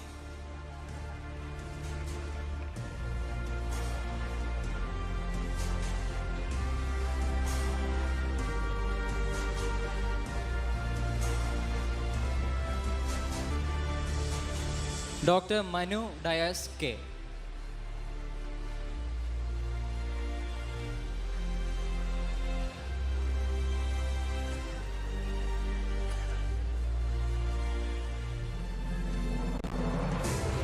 Dr. Meenu S.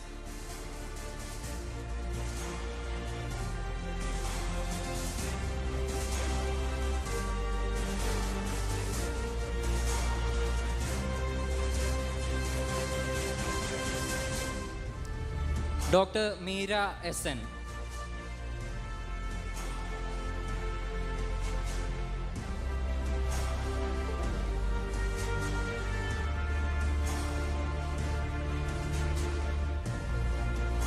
Dr. Mithu C. Vinod.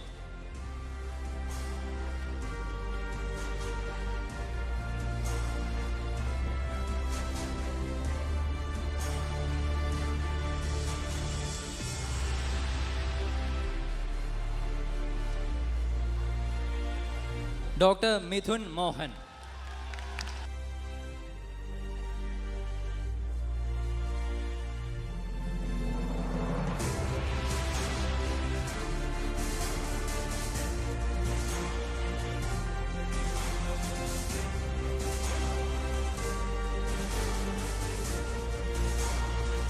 Dr. Midun Raj.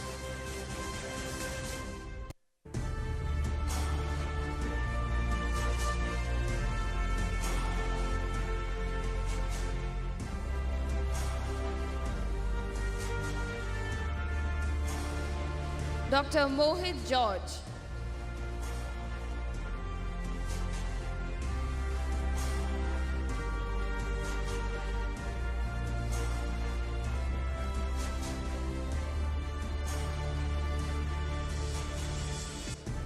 Dr. Moringtham Bablu Singh.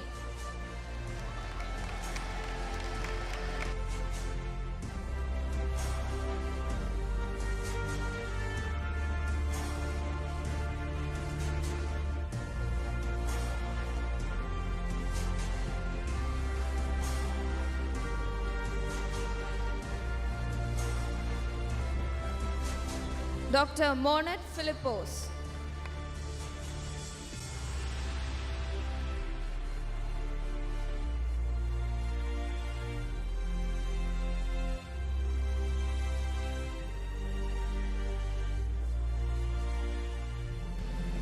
Dr. Muhammad Jassin.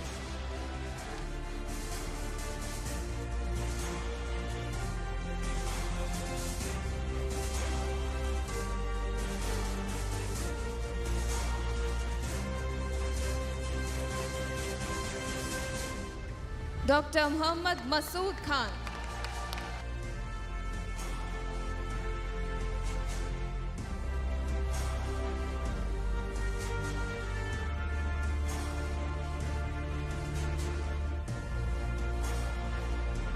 Dr. Muhammad SM.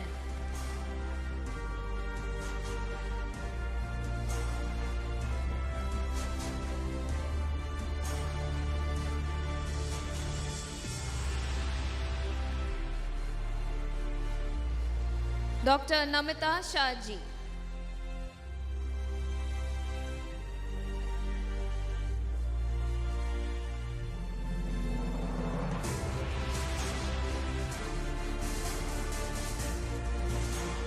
Dr. Nandu Mohan.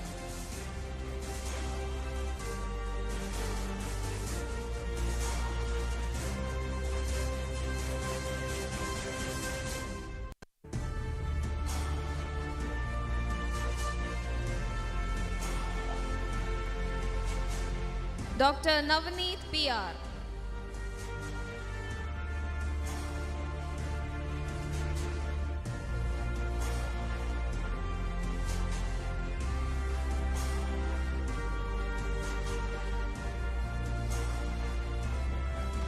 Dr. Naveen Kumar SM.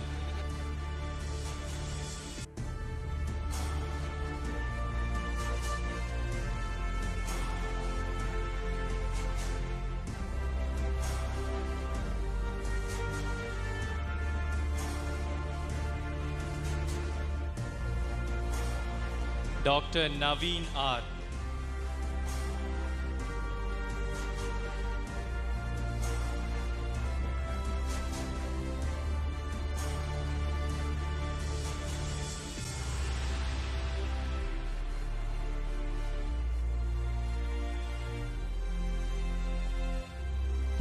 Dr. Nayana VP.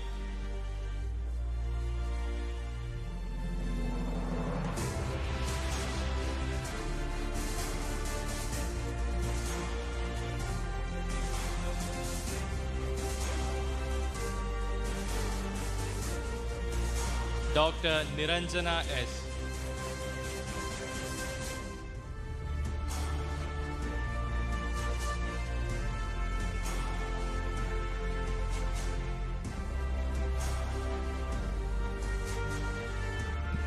Dr. Nirmal M.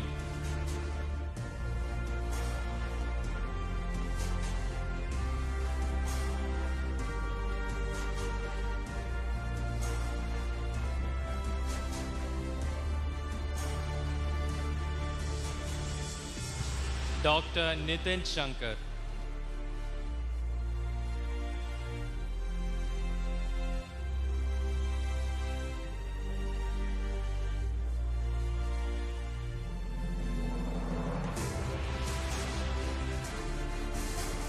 Dr. Nivya Ravi.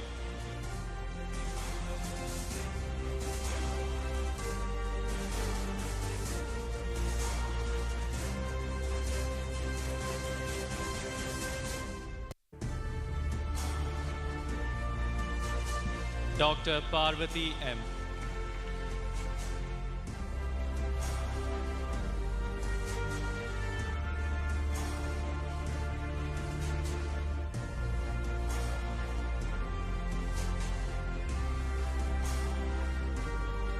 Dr. Pranav PR.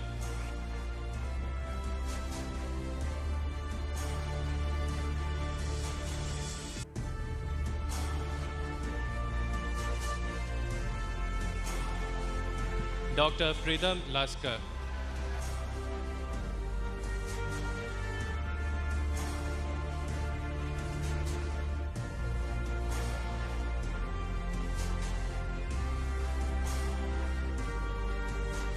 Dr. Pritin M.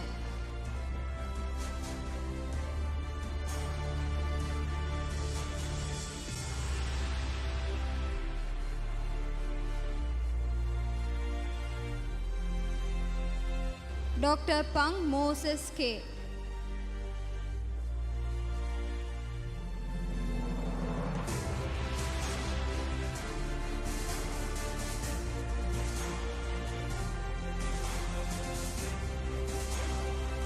Dr. R. Raj Krishnan.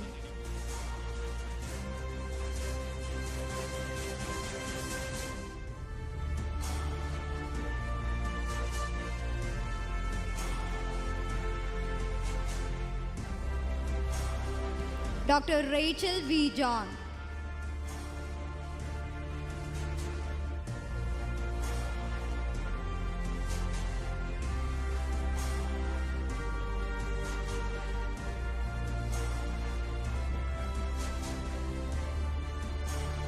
Dr. Ratik R.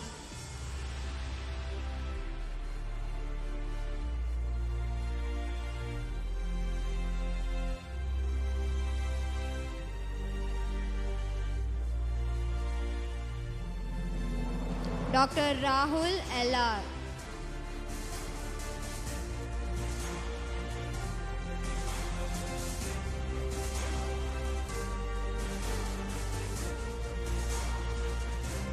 Dr. Rahul M.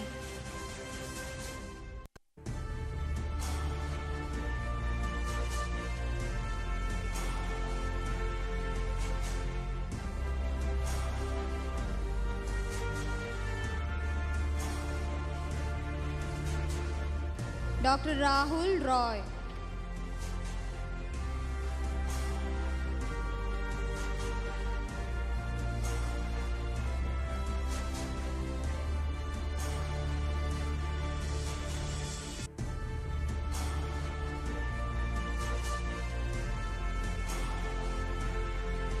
Dr. Rahul Vijayan.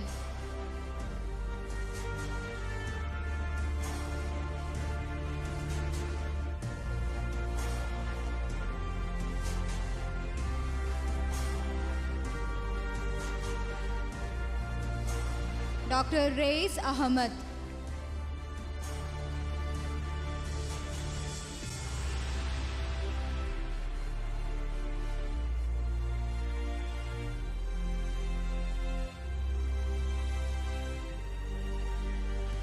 Dr. Reshma H.C.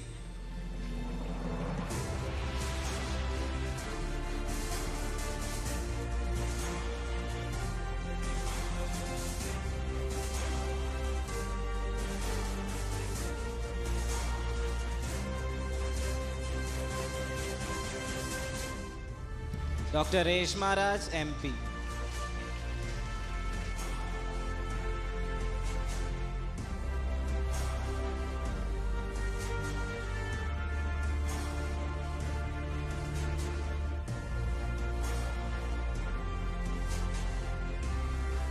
Dr. Reshma Saji.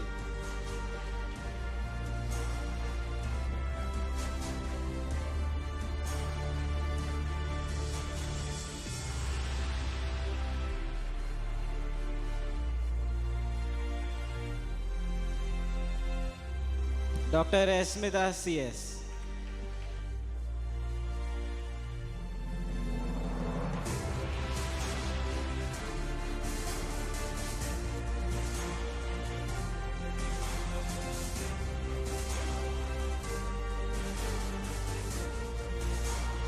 Dr. Revati J.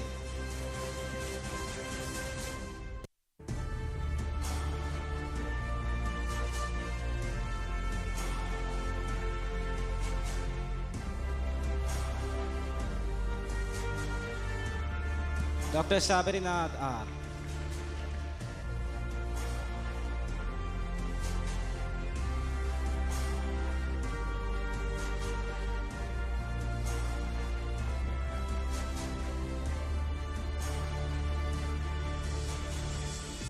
Dr. Safna A.R.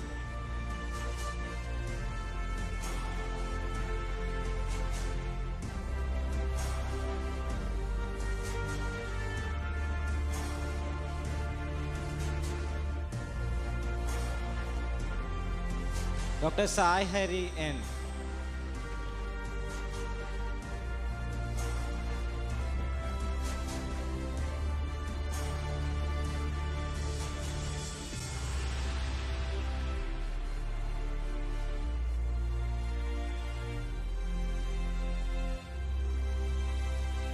Dr. Sangeeta J. Nair.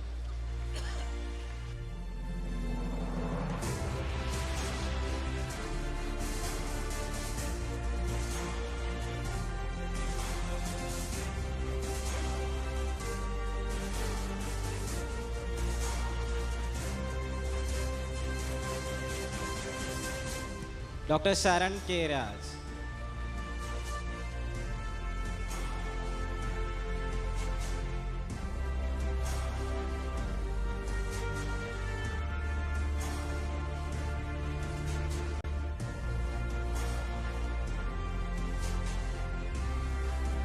Dr. Sharan P.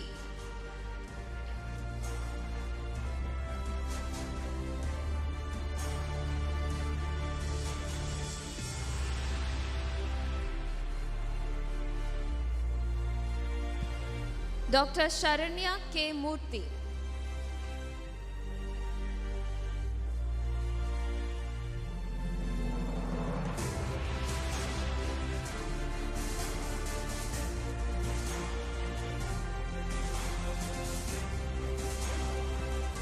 Dr. Sharat Lal S.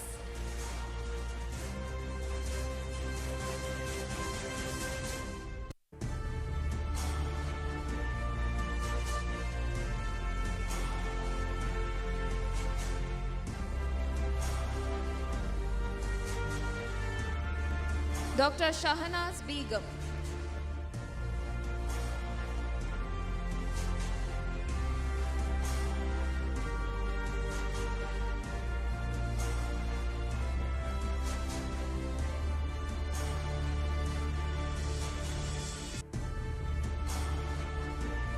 Dr. Shaima Hashim.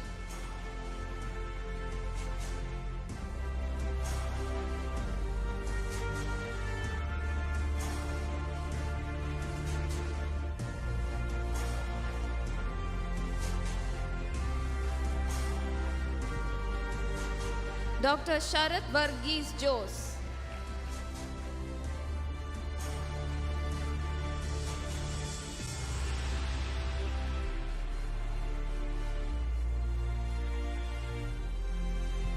Dr. Sharon S. Kumar.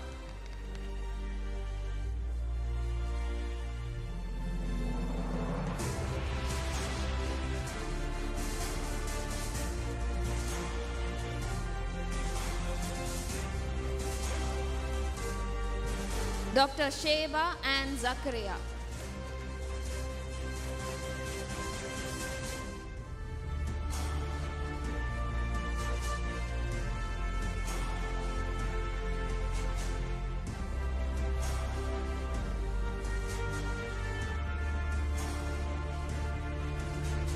Dr. Shemila P.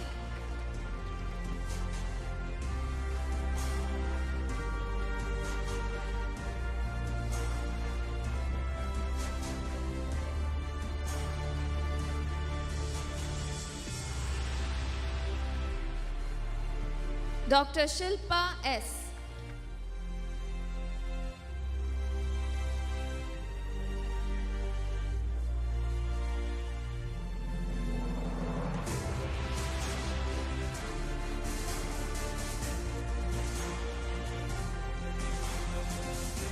Dr. Sibi GB.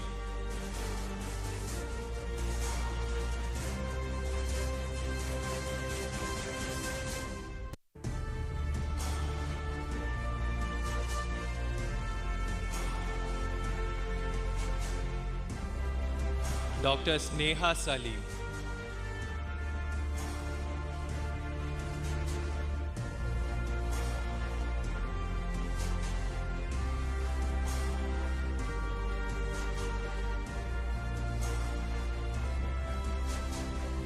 Dr. Solomon A. Joseph.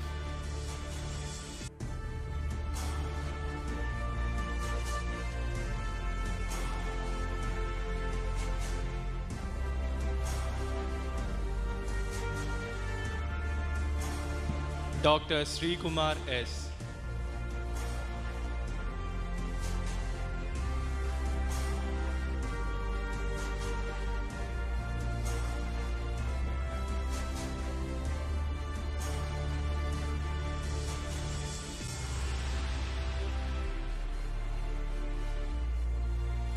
Dr. Sri Lakshmi S.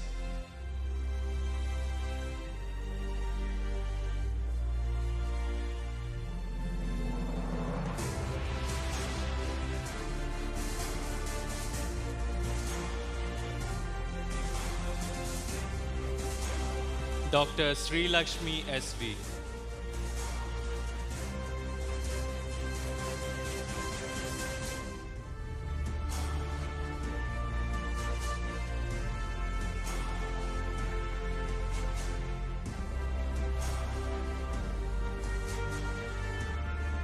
Dr. Srilesh PH.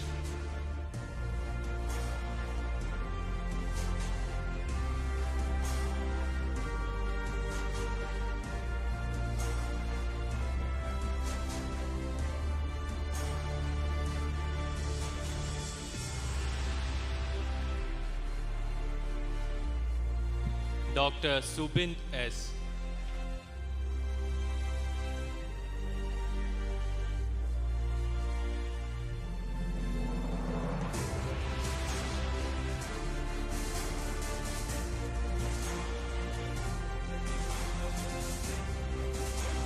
Dr. Subit S.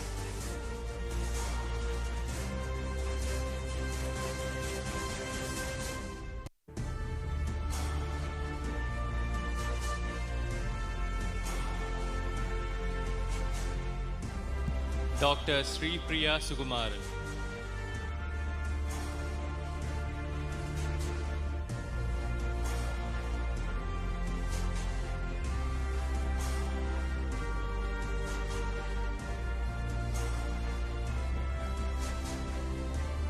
Dr. Sunoop M.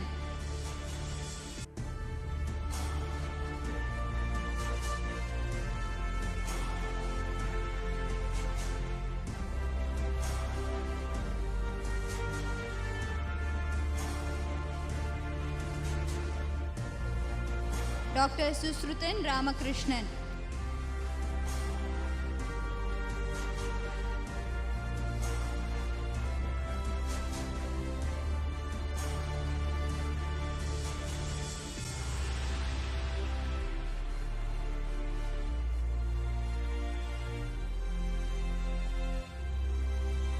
Dr. Swati R.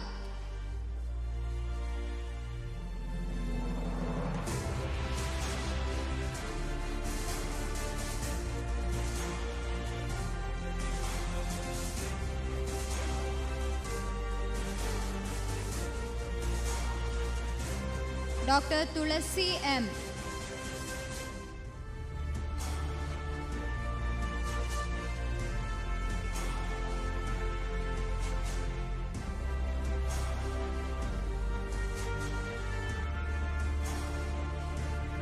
Dr. Uma Tilak.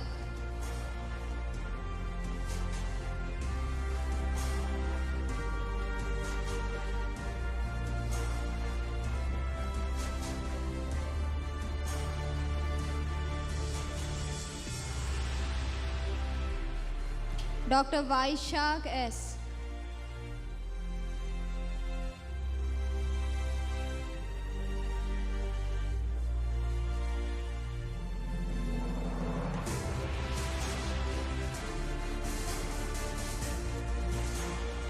Dr. Vaishnav G. Nambiar.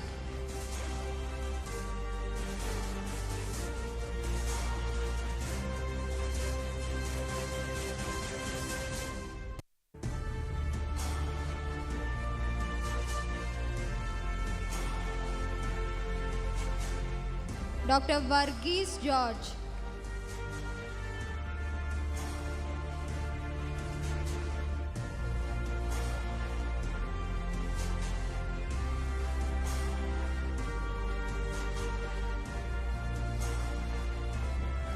Dr. Veena R.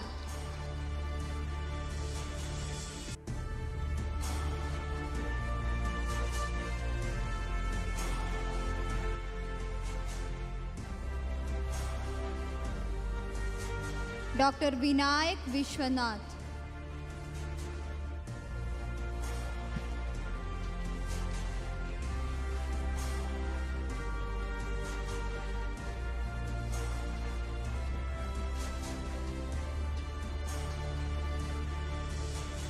Dr. Vinish Mohan.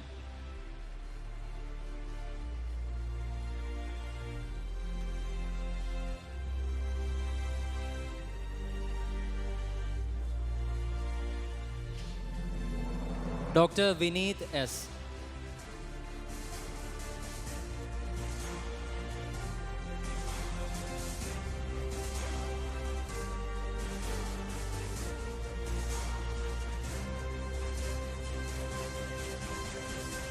Dr. Vishnu N.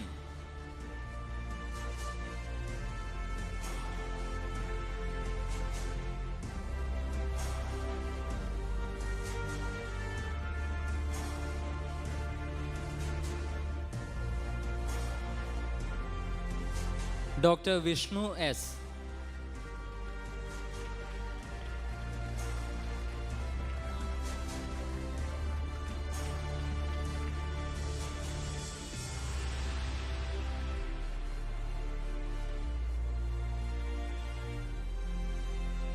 Dr. Vishnujit VG.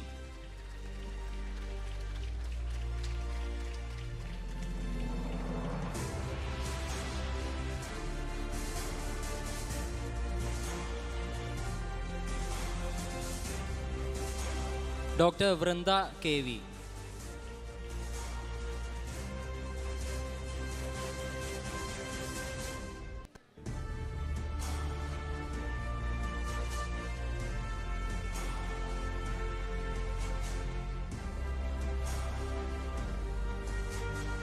Dr. Wilfred Dantis.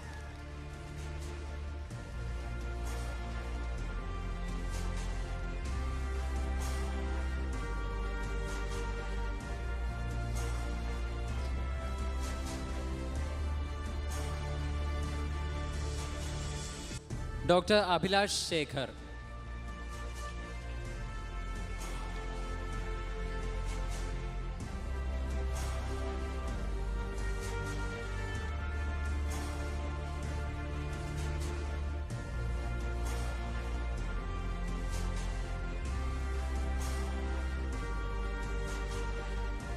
Dr.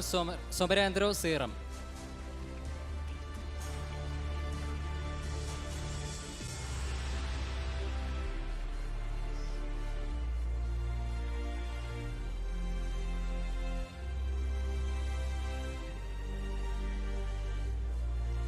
Dr. Srivalabhan RJK.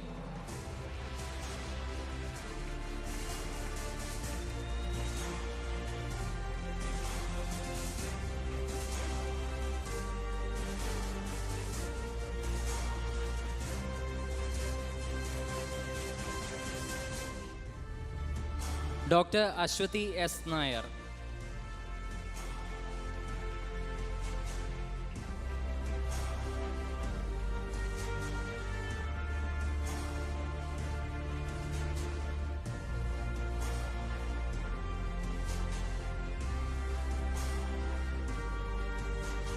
Dr. Brini C.S.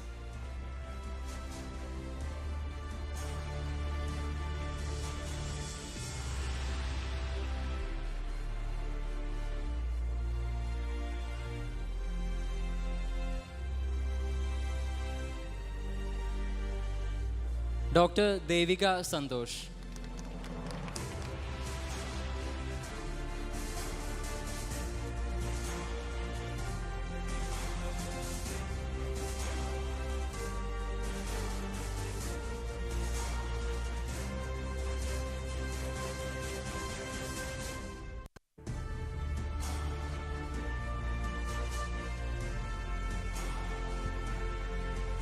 The graduates are requested to rise for the oath-taking ceremony.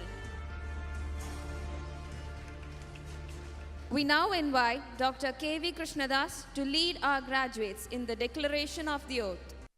ഇപ്പോൾ മാതാപിതാക്കന്മാരും ഇവരുടെ രക്ഷകർത്താക്കളും അവരവരുടെ മക്കളോ അല്ലെങ്കിൽ അവരവരുടെ വാർഡുകളോ ഇവിടെ degree വാങ്ങിച്ചതും അവരുടെ അധ്യാപകന്മാരാൽ പ്രോത്സാഹിപ്പിക്കപ്പെട്ടതും ഈ ഒരു രംഗത്തിൽ ഫോട്ടോ എടുത്തതും ഒക്കെ നിങ്ങൾ കണ്ടു. ഇനി ഏറ്റവും പ്രധാനപ്പെട്ട ഒരു സംഭവമാണ് നടക്കാൻ പോകുന്നത്. അപ്പോൾ ഈ മെഡിക്കൽ പ്രൊഫഷനിലേക്ക് കയറുന്ന മുമ്പേ ചില നിർബന്ധങ്ങൾ നമ്മൾ ചെയ്യാനുണ്ട്. ഒന്ന്, നമുക്ക് പല രഹസ്യങ്ങളും ആളുകൾ നമ്മളോട് പറയും. അവരുടെ രോഗം ഭേദമാണല്ലോ എന്ന് പറഞ്ഞ് അതാരോടും പറയാൻ പാടില്ല. ആരോടും നിങ്ങളുടെ അച്ഛനമ്മോ ആരോട് പോലും പറയാൻ പാടില്ല. വേറെ ആരെങ്കിലും വന്ന് ചോദിച്ചാലും പറയാൻ പാടില്ല. രണ്ട്, നമുക്ക് വേറെ ആരെ കണ്ടും സമ്മതിക്കാത്ത പല കാര്യങ്ങളും പരിശോധിക്കാനാണ് അദ്ദേഹത്തിൻ്റെ ഏത് ഭാഗത്തും തൊടാനോ അല്ലെങ്കിൽ എന്തെങ്കിലും ചെയ്യാനോ ഒക്കെ അവരവസരം തരുന്നത് എങ്ങനെയെങ്കിലും രക്ഷപ്പെട്ട് പോകണമല്ലോ എന്നുള്ള വിചാരത്തിലാണ്. അപ്പം നാം ദൈവികമായിട്ട് നമ്മുടെ മുകളിൽ ഒരു ഈശ്വരനുണ്ടെന്ന് വിചാരിച്ചു കൊണ്ട് മാത്രമേ അത് ചെയ്യാവൂ. നമ്മൾ വേറെ ആരുമില്ലെങ്കിലും ഈശ്വരൻ കാണുന്നുണ്ട് എന്ന് വിചാരിക്കണം. മൂന്ന്, നമ്മൾ ഇതിൻ്റെ ഒരു കാരണവശാലും നിങ്ങൾ സേവനത്തിന് മാത്രം ഇറങ്ങിയിരിക്കുന്നവരാണ്. ഒരു കാരണവശാലും നിങ്ങൾക്ക് എന്തെങ്കിലും പ്രതിഫലം കിട്ടിയില്ല എന്ന് വിചാരിച്ച് ഞാൻ ചെയ്യില്ല എന്ന് പറയരുത്. കാരണം നിങ്ങളാലായത് അപ്പോൾ ചെയ്യണം. തരുകയോ തരാതിരിക്കുകയോ എന്ത് വേണമെങ്കിലും ചെയ്യും. ഒന്നും തരാത്തവനാണ് ഏറ്റവും നിങ്ങൾക്ക് ചെയ്യുന്ന എന്നും അവൻ കൃതാർത്ഥനായിരിക്കും. നിങ്ങൾ ഉദ്ദേശിക്കാത്ത പല കാര്യങ്ങളും അവൻ നിങ്ങൾക്ക് നേടിത്തരും. അതുകൊണ്ട് നിങ്ങളതുപോലെ എടുക്കണം. പിന്നെ ഈ ഓത്ത് നമ്മുടെ ആയുർവേദത്തിലാണേലും യുനാനിയിലാണേലും മറ്റേ ഹോമിയോയിലാണേലും എല്ലാം ഉണ്ട്. അത് വളരെ വിശദമായിട്ട് തന്നെയുണ്ട്. പക്ഷേ മോഡേൺ മെഡിസിനിൽ ഇപ്പോൾ നമ്മൾ ഈ ജനീവയിലുള്ളൊരു ഓർത്താണ് ആദ്യം എടുത്ത് അത് കാലാകാലങ്ങളിൽ മാറിക്കൊണ്ടിരിക്കുന്നുമുണ്ട്. അപ്പോൾ ഇത് ഒരു ഇരുമ്പലൊക്കെ പോലെ അന്ന് മുതൽ ഇങ്ങോട്ടുള്ളതല്ല. പിന്നെ രണ്ടാമത്തെ കാര്യം, ഇപ്പോഴത്തെ നിയമപ്രകാരം ആളുകൾക്ക് സ്വന്തമായിട്ട് മരിക്കാൻ അവന് അനുവാദം കൊടുക്കാൻ അവകാശമുണ്ട്. അപ്പോൾ ഈ ഓത്ത് ചിലപ്പോൾ നിങ്ങളുടെ മനസാക്ഷിയെ തന്നെ ചോദ്യം ചെയ്തെന്ന് വരും. അപ്പോൾ ഇതെല്ലാം കണക്കിലെടുത്തുകൊണ്ട് വേണം നാം ചെയ്യാൻ. പക്ഷേ എല്ലാം മുകളിലൊരു ശക്തിയുണ്ട് എന്ന് വിശ്വസിച്ച് നിങ്ങൾ ചെയ്യണം. ഇത് നിങ്ങളുടെ മാതാപിതാക്കന്മാർ കൂടെ കേൾക്കാനാണ് ഇത് മലയാളത്തിൽ പറഞ്ഞ് ഞാൻ ഈ ഓത്ത് പറയാം. നിങ്ങളത് ആത്മാവിൽ ഉൾക്കൊണ്ടുകൊണ്ട് ചെയ്യണം.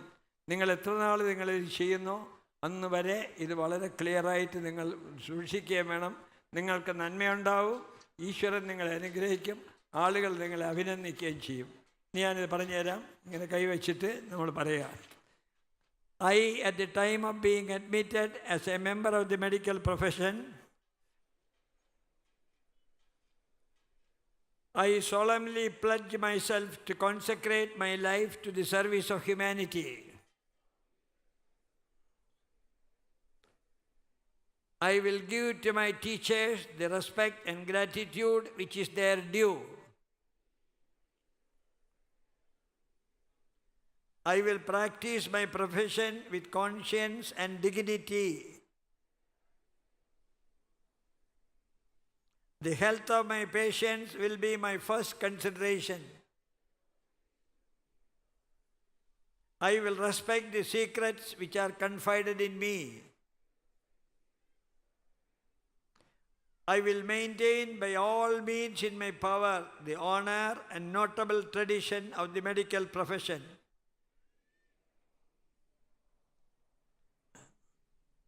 My colleagues will be my brothers. I will not permit consideration of religion, nationality, race, party politics, or social standing to intervene between my duty and my patient.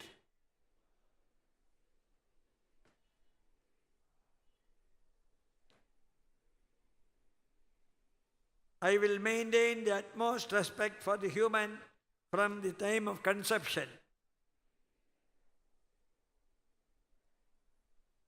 Even under threat, I will not use my medical knowledge contrary to the laws of humanity.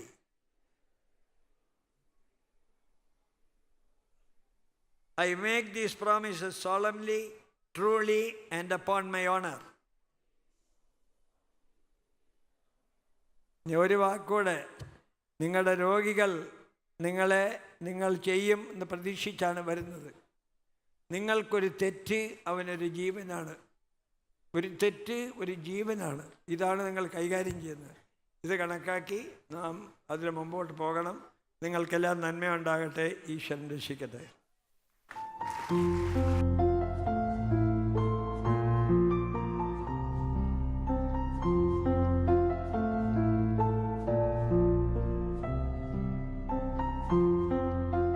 Every batch that leaves this college aspires to leave behind some mark, some contribution that their juniors can remember them by.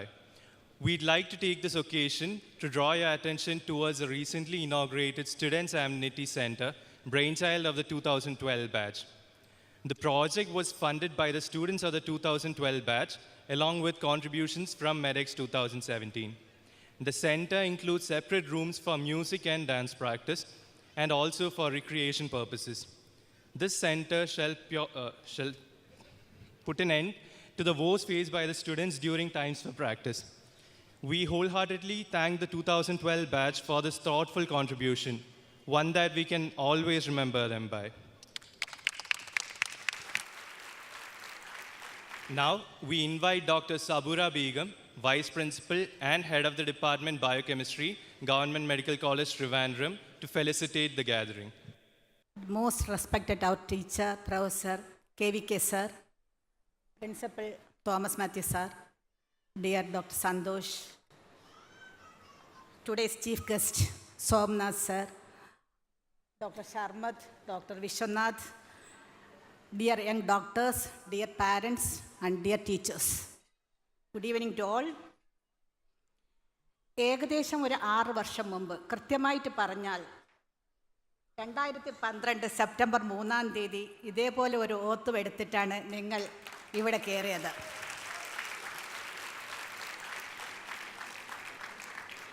ഈ 6 വർഷം നിങ്ങൾ ഈ ക്യാമ്പസിൻ്റെ ഭാഗഭാക്കായിരുന്നു.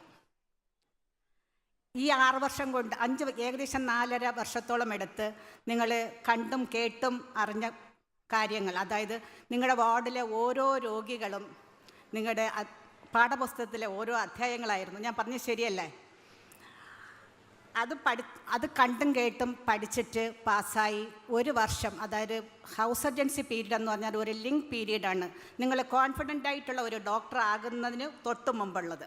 ഈ house surgency പീരീഡിൽ ഒരു medical ഓഫീസറുടെയോ ഒരു unit ചീഫിൻ്റെയോ അല്ലെങ്കിൽ ഒരു ഹെഡ് ഓഫ് ദി ഡിപ്പാർട്ട്മെൻറ്റിൻ്റെയോ ഗൈഡൻസോടുകൂടി നിങ്ങൾ രോഗികളെ ചികിത്സിച്ചു ഭേദമാക്കി. ആ കോൺഫിഡൻസോടുകൂടിയാണ് നാളെ നിങ്ങൾ സമൂഹത്തിലോട്ട് പോകുന്നത്. ആ സമൂഹത്തിലെത്തി നിങ്ങൾ എല്ലാം നല്ല ഡോക്ടർമാരായി സേവനം അനുഷ്ഠിക്കും എന്ന വിശ്വാസം എനിക്കുണ്ട്. കാരണം ഞാൻ പഠിപ്പിച്ച വിദ്യാർത്ഥികളാണ് ഇവിടെ എല്ലാവരും. ഏകദേശം 5-10 കുട്ടികൾ അധികം ഉണ്ടാവും. ഒരു ഡോക്ടർ എന്ന നിലയ്ക്ക് നിങ്ങൾക്ക് സിമ്പതിയെക്കാളും എമ്പതിയാണ് വേണ്ടത്. ഒരു നല്ല ഡോക്ടർ ആകണമെങ്കിൽ ഒരു നല്ല മനുഷ്യനായിരിക്കണം. ഇതും നിങ്ങൾ ചെവിയിലേറ്റണം. പിന്നെ നിങ്ങൾക്ക് ഒരുപാട് ഇനി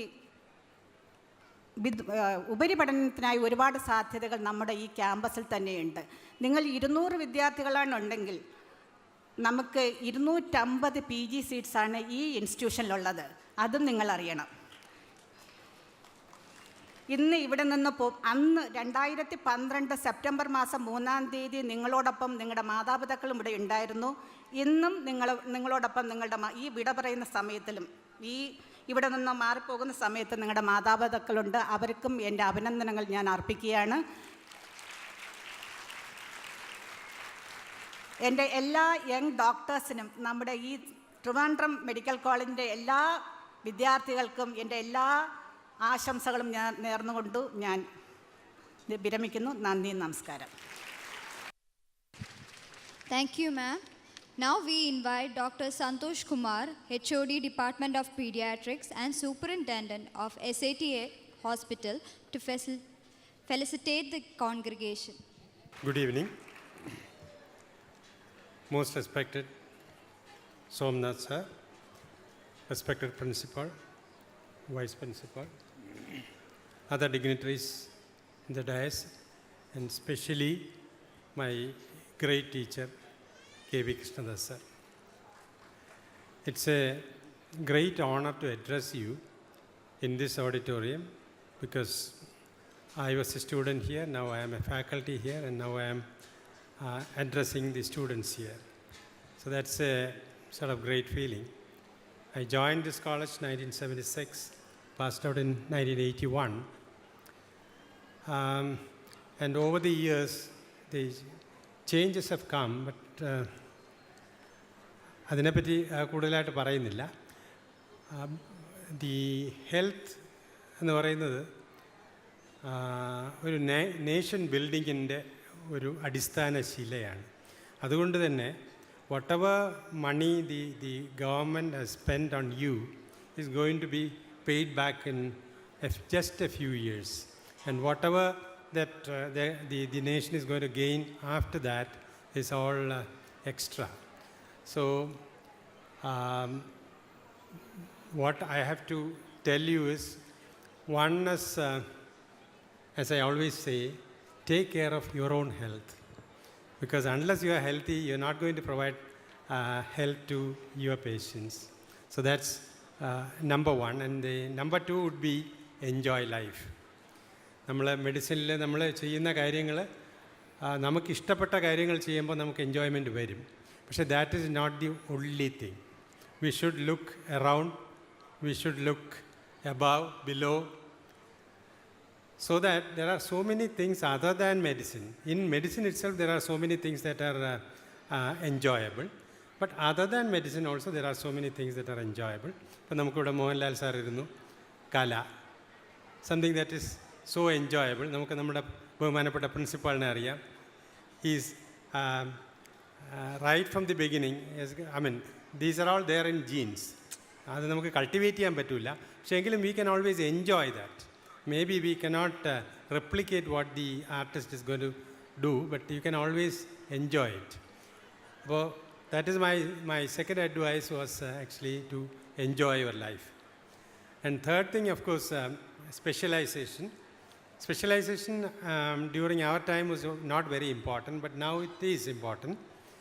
But still,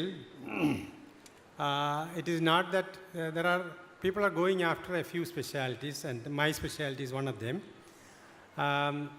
The thing is, we can do so many things in other specialties as well. For example, the non-clinical. ഞാൻ കഴിഞ്ഞ ആഴ്ച ഞങ്ങൾക്ക് വളരെ ഒരു പ്രധാന മീറ്റിംഗ് ഇവിടെ ഉണ്ടായിരുന്നു. SAT ആശുപത്രിയിൽ 110 ടെസ്റ്റ് ട്യൂബ് ബേബികൾ ജനിച്ചതിൻ്റെ ആഘോഷം. അപ്പോൾ ഈ ടെസ്റ്റ് ട്യൂബ് ബേബി ആദ്യമായിട്ട് ജനിക്കാനായിട്ട് എംബ്രിയോയെ വെളിയിലെടുത്ത് ബീജത്തെ വെളിയിൽ വെച്ച്, ശരീരത്തിൻ്റെ വെളിയിൽ വെച്ച് ഫെർട്ടിലൈസ് ചെയ്തത് actually was a physiologist, not a clinician. So basic sciences are very important. Clinicians are actually utilizing and doing things that are discovered and perfected and given to the clinician by the basic science people. So basic science is also very important. Only thing is basic science എടുത്തു കഴിഞ്ഞാൽ നമ്മൾ അത് ഇഷ്ടപ്പെട്ടെടുക്കണം. എങ്കിൽ മാത്രമേ നമുക്കതിൽ ഉയർന്നു വരാനും അതിൽ എൻജോയ്മെൻറ്റ് കണ്ടെത്താനും പറ്റൂ. Otherwise, it will be just like another job. It should not be a job. Job is always boring. It should be a passion. Unless it's a passion, it's never actually helps your health. And again, I say we are all aiming at happy life, healthy life. And so this is very important. And our own principal's specialty, public health, most important, because we should be able to contain epidemics. We should be able to tell the patient that you spend this much of money, or you will be able to tell the government you invest this much of money in this particular area and this will be the return. So that sort of, so actually it is not that one or two specialty കിട്ടിയില്ലെങ്കിൽ everything is gone. No, not like that. Each and every specialty is very good, has got opportunities. Only thing is നമുക്ക് ആ speciality ഇഷ്ടപ്പെട്ടിട്ട് എടുക്കണം. വേറൊന്നും കിട്ടാതെ ചെന്ന് എടുക്കുമ്പോഴാണ് നമുക്കതിൽ ഒരു bore തോന്നുന്നതും എൻ്റെ ദി റോഡായിട്ടൊക്കെ തോന്നുന്നത്. And to wind up, never forget your humanity. അതാണ് ഏറ്റവും പ്രധാനം. Science without humanity is actually a sin, ഒരു പാപമാണ്. ആൻഡ് ഹ്യൂമൻ, നമ്മൾ പേഷ്യൻ്റ് എന്ന് പറയുന്നത് it's not a combination of different special body parts. So it's human as a whole. So even if you are a specialist, unless you can see the patient as a whole, you may not be doing justice to that patient. And may all your dreams come true, and I wish you all a very great life ahead. Thank you. Thank you, sir. We now invite Dr. Midun Mohan, Dr. Aaron Suresh, and Dr. Reshma Raj to hand over mementos to representatives from our various departments as a token of our gratitude. We invite Dr. Lakshmi from Department of Physiology,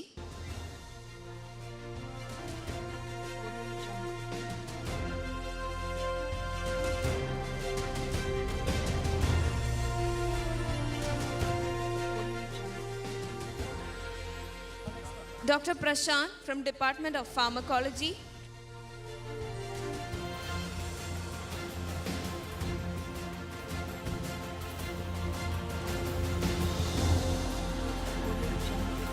Dr. Manoj from Department of ENT,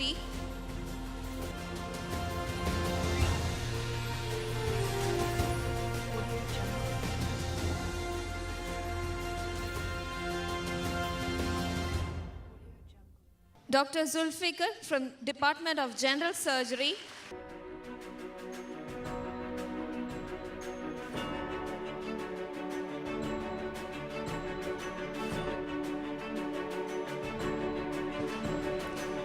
Dr. Sujata from Obstetrics and Gynecology,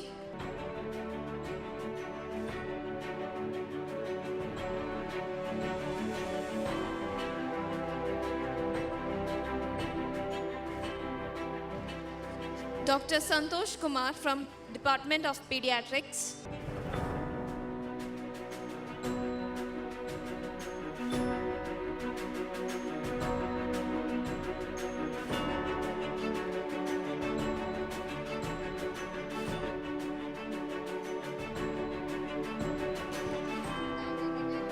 Dr. Girja Kumari, our former Vice Principal and Head of Department of Anatomy,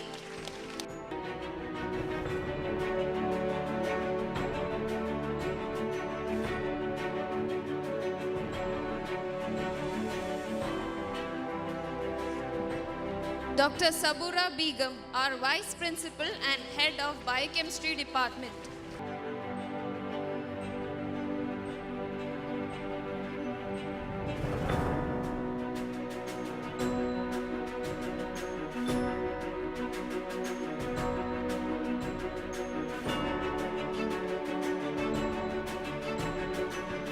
Dr. KV Vishwanathan, MS, Staff Advisor of House Surgeons Association 2017-18.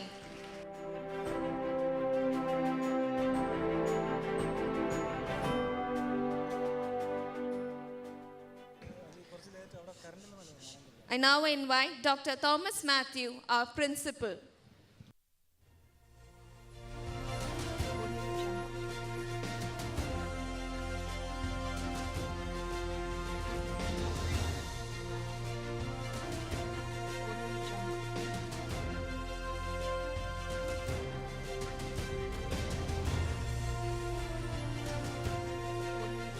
Thank you, doctors. Next, we have the unraveling ceremony of the first edition of Collateral, a final year manual published by 2012 batch. This book is edited by Dr. Mohammad Masood Khan AS and Dr. Nitin Shankar. I request Dr. K.V. Vishwanathan to hand over the first copy to Dr. K.V. Krishnadas.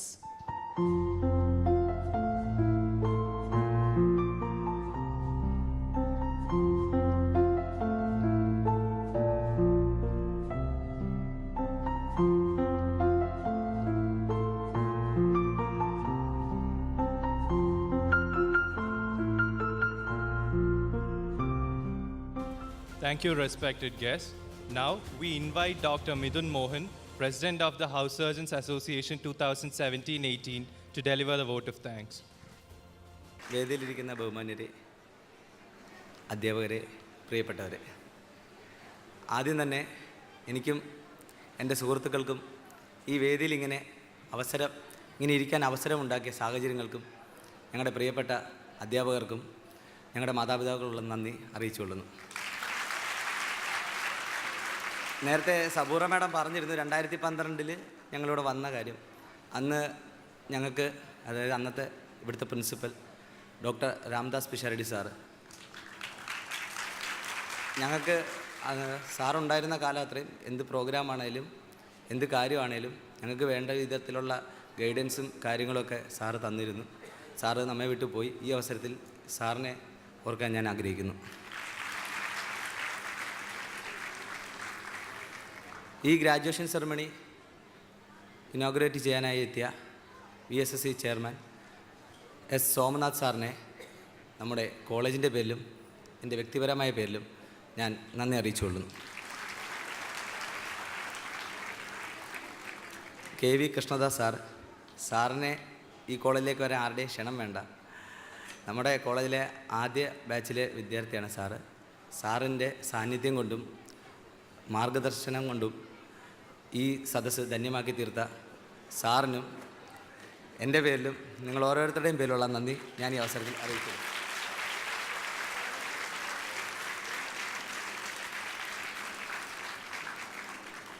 ഞങ്ങളുടെ ക്ഷണം സ്വീകരിച്ച് ഇവിടെ എത്തിയ Shri Mohanlal sir, നമ്മളോടൊപ്പം കുറച്ച് സമയം അദ്ദേഹം ചിലവഴിച്ചു. പിന്നെ ഞങ്ങളുടെ, അതായത് 2012 ബാച്ച്, ഞങ്ങളുടെ എല്ലാവരുടെയും ഒരു സ്വപ്നമായിരുന്ന ഞങ്ങളുടെ ഒരു സ്റ്റുഡൻസ് കമ്മ്യൂണിറ്റി സെൻറ്റർ നേരത്തെ കാണിച്ചിരുന്നു. അത് ഉദ്ഘാടനം ചെയ്യുകയും അദ്ദേഹം ചെയ്തു. അതിനകത്ത് ഡാൻസ് റൂം, മ്യൂസിക് റൂം, അങ്ങനെ കുറച്ച് കാര്യങ്ങളാണുള്ളത്.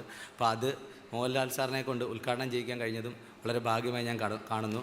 അദ്ദേഹത്തിന് ഈ അവസരത്തിൽ ഞാൻ എൻ്റെ പേരിലും നിങ്ങൾ ഓരോരുത്തരുടെ പേരിലുള്ള നന്ദി അറിയിച്ചുകൊള്ളുന്നു. നിങ്ങൾക്കറിയാം, കേരളത്തിൽ ഇപ്പോൾ ഒരു ദുരന്തം എന്നുള്ള രീതിയിൽ പൊയ്ക്കൊണ്ടിരിക്കുകയാണ്. അപ്പോൾ ഈ ഒരു പ്രതികൂല സാഹചര്യത്തിലും ഞങ്ങൾക്ക് ഇങ്ങനെയൊരു ഇത് നേരത്തെ തീരുമാനിച്ചതാണ്. അതിനാൽ തന്നെയാണ് വലിയ ഡേറ്റും കാര്യങ്ങളൊന്നും ചേഞ്ച് ചെയ്യാൻ പറ്റാതായത്. ആ ഒരു സാഹചര്യത്തിൽ ഞങ്ങൾക്ക് ഈ പ്രോഗ്രാം വളരെ ഭംഗിയായി നടത്താൻ വേണ്ടി ഞങ്ങൾക്ക് എല്ലാവിധ സപ്പോർട്ടും സഹകരണവും ചെയ്തു തന്ന ഞങ്ങളുടെ പ്രിയപ്പെട്ട തോമസ് മാത്യു സാറിനും ഈ അവസരത്തിൽ ഞാൻ എൻ്റെ പേരിലും നിങ്ങളുടെ ഓരോരുത്തരുടെ പേരിലുള്ള നന്ദി അറിയിച്ചുകൊള്ളുന്നു. നമ്മുടെയൊക്കെ ഒരു സ്വന്തം അച്ഛൻ അല്ലെങ്കിൽ അമ്മ എന്നുള്ള രീതിയിലാണ് നമ്മൾ വൈസ് പ്രിൻസിപ്പലിൻ്റെ റൂമിൽ കയറി നമ്മളെല്ലാവരും ചെന്ന് സംസാരിക്കുന്നത്. ഏത് സമയത്താണെങ്കിലും ഏത് ആവശ്യത്തിനാണെങ്കിലും മാഡത്തെ നമുക്ക് ഓരോരുത്തർക്ക് ഫോണിൽ വിളിക്കാൻ വരെ പറ്റും. അപ്പോൾ നമ്മുടെ എല്ലാ കാര്യത്തിനും ഞങ്ങളുടെ കൂടെ നിന്ന മാഡത്തിനും ഈ അവസരത്തിൽ എൻ്റെ പേരിലും നിങ്ങൾ ഓരോരുത്തരുടെ പേരിലുള്ള നന്ദി അറിയിച്ചുകൊള്ളുന്നു.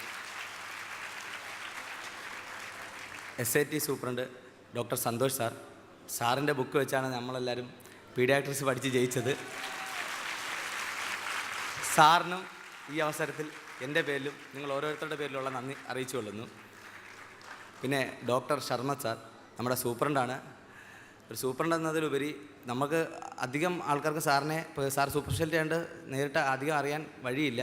എന്നാൽ പോലും സമരങ്ങളും അങ്ങനത്തുള്ള കാര്യങ്ങളൊക്കെ വരുമ്പോൾ പഴയ ആ ഒരു പോരാട്ട വീര്യം സാറ് എപ്പോഴും നമുക്ക് പകർന്നു തന്നിട്ടുണ്ട്.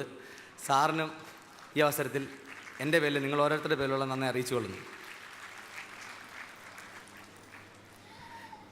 നിങ്ങൾ കണ്ടു കാണും, മൊത്തം മഴയായിരുന്നു. കഴിഞ്ഞ 3-4 ദിവസമായിട്ട് ഭയങ്കര മഴയാണ്.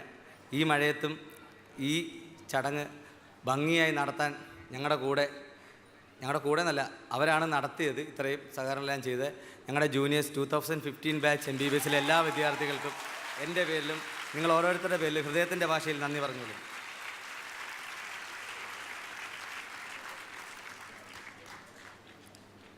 പിന്നെ നമ്മുടെ വിശ്വനാഥൻ സാർ, നമുക്കെല്ലാം ബഹുമാനമുള്ള നമ്മുടെ ഒരു അധ്യാപകനാണ്.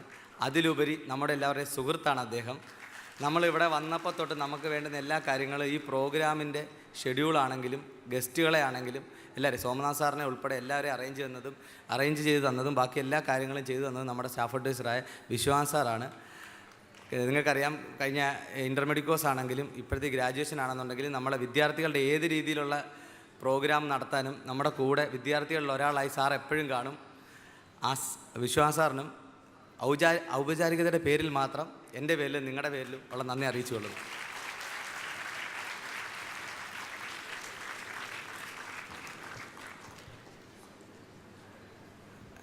കഴിഞ്ഞ 6 വർഷം ഞങ്ങളുടെ സങ്കടത്തിനും സന്തോഷത്തിനും ഒപ്പം ഉണ്ടായിരുന്ന ഞങ്ങളുടെ പ്രിയപ്പെട്ട സീനിയേഴ്സ്, ഞങ്ങളുടെ ജൂനിയേഴ്സ്, ഹൗസ് റെൻസിയിൽ ഞങ്ങളുടെ കൂടെ ഉണ്ടായിരുന്ന PGs, അവർക്കെല്ലാവർക്കും ഈ അവസരത്തിൽ ഞാൻ നന്ദി അറിയിച്ചു കൊള്ളുന്നു.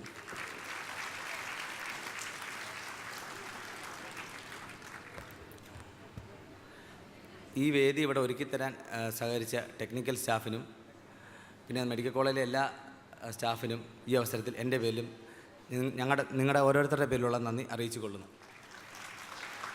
ഒരിക്കൽ കൂടി എല്ലാവർക്കും നന്ദി അറിയിച്ചുകൊണ്ട് നിർത്തുന്നു. നന്ദി, നമസ്കാരം. Thank you, Dr. Mithun Mohan. We take this opportunity to thank the sponsor of this program, State Bank of India, and the co-sponsor, DAMS. I request all of you to rise for National Anthem. जनगण मन अधिनायक जय हे भारत भाग्य विधाता पंजाब सिंध गुजरात मराठा द्राविड उत्कल बंगा विंध्य हिमाचल यमुना गंगा उच्छल जलधि तरंगा तव शुभ नामे जागे तव शुभ आशीष मागे गाहे तव जय गाथा जनगण मंगल